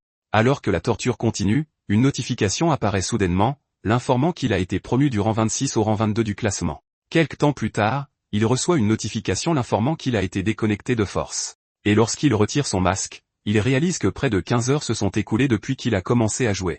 Il a presque terminé ses préparatifs, et le lendemain, il prévoit de se rendre directement à la cité de roi. Après y avoir gagné des niveaux, il doit trouver un moyen d'amener sa sœur dans le jeu, car monter de niveau ensemble doublera leur efficacité globale. Il envisage également de demander de l'aide à ce mage de tout à l'heure, mais pour l'instant, il n'a pas de plan clair, et il décide d'y réfléchir plus tard car il y a encore quelques affaires importantes à régler d'abord. Avec cette pensée, il appelle Da Cheng, lui demandant de venir car il y a quelque chose d'important dont ils doivent discuter. Peu de temps après, un garde du corps musclé frappe et entre dans la pièce. C'est l'un des gardes les plus loyaux de Zhao Zhu, grand et puissamment bâti, Da Cheng. Zhao Zhu explique qu'il doit enquêter sur une affaire et recueillir des informations sur les activités illégales dans lesquelles les subordonnés de Xiao Tianke sont impliqués, et qu'ils ont besoin de résultats détaillés dès que possible. Da Cheng pense tranquillement que c'est presque incroyable que Zhao Zhu refuse toujours d'abandonner, mais Zhao Zhu n'est pas d'humeur à bavarder. Il lance un regard acéré au garde du corps, et l'homme imposant d'1,90 m commence immédiatement à trembler. Il s'incline profondément devant Zhao Zhu et promet qu'il obtiendra les informations sans faute et ne le décevra pas. Zhao Zhu prend calmement une gorgée de son café et dit que ce n'est que le début de son plan, et que le meilleur reste à venir. Le lendemain, Zhao Zhu s'apprête à partir lorsque Xiaoton lui demande où il va, remarquant à quel point il est bien habillé. Il lui dit qu'il se rend à une réunion du conseil d'administration, et Xiaoton s'illumine instantanément d'enthousiasme. Elle se précipite et le serre fort dans ses bras, disant à quel point elle est heureuse que son frère soit enfin redevenu lui-même. Elle mentionne qu'elle a entendu parler de l'incident récent, et qu'à cause de cela, le conseil a décidé de donner à Xiao Tianke le poste de président par intérim. Zhao Zhu écoute calmement car il sait déjà tout cela. Les membres du conseil, y compris l'oncle Cui et Amber, ont été soudoyés par Xiao Tianke il y a longtemps, et c'est exactement pourquoi la corruption s'est propagée en coulisses. Mais Zhao Zhu ne veut pas que sa petite sœur s'inquiète, alors il lui tapote la tête et dit qu'il va juste faire un contrôle de routine. Il veut aussi rappeler discrètement à tout le monde que leur patron est toujours en vie, en bonne santé, et qu'il dirige l'entreprise. Pour la première fois depuis très longtemps, Xiaoton ressent une lueur de peur envers son frère. Plus tard, au siège, une réunion du conseil d'administration est en cours, dirigée par Xiao Tianke, qui essaie d'obtenir des votes pour un projet qu'il vient de proposer. Comme prévu, l'oncle Cui et Amber le soutiennent. Et suivant leur exemple, plusieurs autres membres du conseil votent également en faveur. Intérieurement, Xiao Tianke rayonne de satisfaction en voyant le travail de l'oncle Cui et des Amber, car ils savent exactement comment jouer le jeu. En quelques jours seulement, ils ont réussi à convaincre tous les anciens décideurs. Et avec la majorité assurée, Xiao Tianke déclare que le projet sera lancé la semaine prochaine. Cependant, un homme chauve lève la main et dit qu'il n'a pas voté, prenant Xiao Tianke au dépourvu. Irrité, Xiao Tianke fait remarquer qu'il n'avait même pas vu l'homme assis tranquillement dans un coin. L'homme est l'oncle Ai, une silhouette géante et a l'air sérieux. Xiao Tianke exige de connaître sa décision, et l'oncle Ai dit calmement qu'il vote contre le projet. Il soutient que Xiao Tianke a perdu la tête car le projet nuira à la réputation de l'entreprise, comportera d'énormes risques juridiques et contredira directement les stratégies précédentes de Zhaozu. S'il se poursuit, l'entreprise pourrait s'effondrer. Xiao Tianke réplique, insistant sur le fait que le projet rapportera d'énormes bénéfices et affirmant que les stratégies de Zhaozu sont dépassées. Il dit qu'en ce moment critique, ils ont besoin d'une victoire absolue et donne à l'oncle Ai deux options, soutenir le projet ou quitter la salle de réunion. L'oncle Ai, clairement peu disposé à se laisser intimider, reste sur ses positions, et Amber essaie de le calmer, lui rappelant d'agir avec une certaine civilité et de faire preuve de grâce compte tenu de son âge. Il souligne que, selon les règles, le vote est de 7 contre 1 en faveur, donc, techniquement, le projet devrait être adopté. Soudain, quelqu'un annonce bruyamment son opposition, attirant l'attention de tous. Xiao Tianke marmonne nerveusement, se demandant ce que Zhaozu fait là. À ce moment-là, Xiaotong fait entrer Zhaozu dans la pièce dans son fauteuil roulant. Zhaozu dit calmement qu'en tant que président, il assiste à l'une de ces réunions du conseil d'administration. Xiao Tianke arbore un faux sourire, prétendant être heureux de le voir. Amber tente d'apaiser la tension, suggérant qu'il est agréable de l'avoir présent et qu'il devrait faire confiance au conseil pour gérer les choses pendant qu'il se repose. Mais Zhaozu secoue la tête, disant que sa santé s'améliore et que tout le monde lui a manqué, alors il voulait juste les voir. Il leur rappelle qu'il a toujours un droit de veto. Et sur ce, il déclare le projet temporairement annulé. L'oncle Kui perd presque son sang-froid, mais Amber lui fait discrètement signe de se retenir, et ils échangent un regard entendu. Xiao Tianke, bouillonnant de rage mais essayant de rester calme, exprime son désir d'accepter les souhaits de Zhaozu, mais Zhaozu voit bien que Xiao Tianke n'est pas content, et c'était précisément le but depuis le début. Cependant, Zhaozu sait qu'il doit être intelligent dans sa manière de gérer tout cela. Toute la situation est plus compliquée qu'il n'y paraît, car tant qu'il ne peut pas transférer complètement les attributs du jeu dans la vie réelle, il ne peut pas tous les éliminer. Leurs forces sont profondément enracinées et étroitement liées, et s'il pousse trop fort, il pourrait se rebeller alors qu'il est encore vulnérable dans son fauteuil roulant. Alors il ment, se tournant vers Xiao Tianke et disant qu'il a confiance en ses capacités, mais il précise qu'il ne peut pas approuver le projet car il va directement à l'encontre de sa stratégie. Quoique Xiao Tianke prévoit ensuite, Zhaozu l'examinera certainement avec soin avant de donner son approbation. Il se rend compte que pour l'instant, seul l'oncle Ai est vraiment de son côté, alors il décide de se retenir un peu. Il dit ensuite à tout le monde qu'il passera de temps en temps et leur demande de continuer sans lui, car il part le premier. Pendant ce temps, Amber appelle Xiao Tianke. Quand il le regarde, il lui lance un regard significatif. L'exhortant silencieusement à en finir avec Zhaozu une bonne fois pour toutes, Xiao Tianke réalise que le moment est enfin venu de contre-attaquer. Plus tard, il est assis dans son bureau et pense à quel point tout allait bien pour lui jusqu'à ce que Zhaozu arrive et ruine tous ses plans. Amber prévient qu'ils n'ont pas beaucoup de temps, et s'ils veulent réclamer ce qui leur appartient, ils doivent être impitoyables. Xiao Tianke admet qu'il pourrait être difficile de faire des tentatives répétées contre Zhaozu car il pourrait s'en rendre compte, d'autant plus que sa marionnette, Chenglong, a déjà mis en place d'importantes défenses autour de la maison de Zhaozu et de l'hôpital. Xiao Tianke se dit qu'il finira par avoir raison de Zhaozu, mais il y a une chose qu'il doit régler d'abord. De l'autre côté, l'oncle Ai conduit lorsqu'une voiture s'arrête brusquement à côté de lui, pointant une arme sur lui. Avant qu'il ne puisse réagir, le chauffeur tire dans la tête de l'agresseur. La voiture des terroristes essaie à nouveau, mais Ai ne se rend pas compte qu'un camion fonce déjà sur eux, et les deux véhicules entrent en collision. Avant l'accident, le chauffeur de Ai élimine les agresseurs restants et échappe de justesse à la collision. Ai n'arrive pas à croire que Xiao Tianke ait réellement envoyé des assassins après lui, mais grâce à Zhaozu, il survit. Il doit également sa sécurité à Da Cheng, qui était là pour l'aider. Da Cheng dit à Ai de bien remercier Zhaozu, car c'est Zhaozu qui l'a envoyé chercher Ai et le sauver de l'attaque. Ai bout de colère et maudit Xiao Tianke pour tout. Pendant ce temps, Da Cheng envoie un texto à Zhaozu pour confirmer que son oncle est en sécurité et protégé. Une fois qu'il reçoit la confirmation, il dit qu'il est temps de se reconnecter et d'accomplir sa mission. Zhaozu redémarre le jeu et atteint la cité de roi. Pour le moment, il n'y a qu'un seul autre joueur sur place, et le niveau de danger est extrêmement élevé. Il désactive toutes les alertes car il se concentre sur une tâche très urgente. Comme prévu, Xiao Tianke est de retour, les portes sont solidement scellées. Zhaozu se souvient qu'il n'y a que deux façons d'entrer.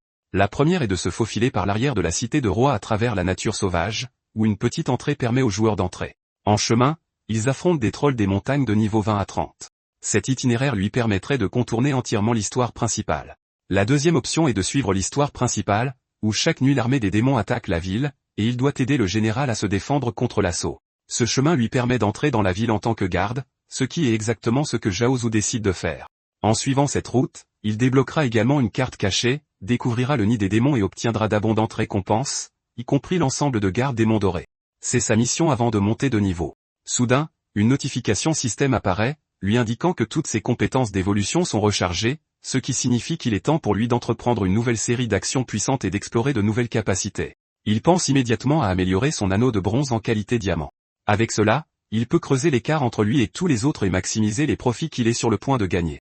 Il libère ses fantômes et clique pour faire évoluer l'anneau, mais rien ne se passe. Il se demande si c'est parce que l'anneau à vide n'a que 2 qualités, bronze et diamant, sans aucun niveau intermédiaire. Donc, le faire évoluer ne produit aucune réponse immédiate. Sans se décourager, il essaie à nouveau, et soudain l'anneau émet un craquement. Il se rend compte que si l'anneau n'atteint pas la qualité diamant, il pourrait subir une perte énorme, surtout que cette ville est extrêmement dangereuse. Il ne lui reste plus qu'une dernière tentative d'évolution, il doit donc être malin. S'il réussit, il ne manquera plus jamais de ressources. C'est un pari, mais il décide de le tenter. Avec une profonde inspiration, il utilise sa dernière tentative d'évolution. L'anneau se fissure de façon spectaculaire et révèle sa qualité diamant. Il gagne plus de 50 points de chance et débloque un effet spécial, une augmentation de 100% du taux de butin, et les monstres boss de niveau 30 et plus laissent maintenant tomber des objets de qualité hors garantie. Ses gains d'argent sont également doublés. Il est aux anges, sachant qu'il a fait le bon pari, et maintenant tout est prêt. Il ne reste plus qu'à attendre minuit. À minuit, une horde de l'armée des démons attaque la ville. Zhao Zhu est déjà perché sur une montagne lointaine, observant tout et attendant le moment parfait pour frapper. Sur le champ de bataille, l'armée de la cité de roi se tient prête, et le général ordonne à ses soldats de se préparer au combat. Les démons affluent, la plupart autour du niveau 20, mais le plus grand démon est de niveau 30. Zhao Zhu peut à peine contenir son excitation à l'idée de tout le butin qu'il va récupérer et faire évoluer de cette bataille. Le général charge les démons, et l'affrontement commence. Il est rare qu'une bataille entre PNJ soit aussi chaotique et intense, mais Zhao Zhu espère que les forces de défense pourront tenir bon par elles-mêmes. De cette façon, il n'a qu'à attendre le bon moment pour frapper le boss et réclamer facilement tout le butin et le mérite. Sur le terrain, le général se bat sans relâche, vainquant les démons un par un, les renvoyant en enfer avec le tonnerre, son épée et la foudre, comme s'il était parfaitement entraîné pour cela. Soudain, quelqu'un interpelle le général, qui se rend compte que ce dernier a subi un coup énorme et est tombé. Un autre PNJ crie son nom, et Zhao Zhu remarque immédiatement que cela ne correspond pas au scénario de sa vie antérieure. Pour la première fois, il craint que la bataille ne soit un échec total.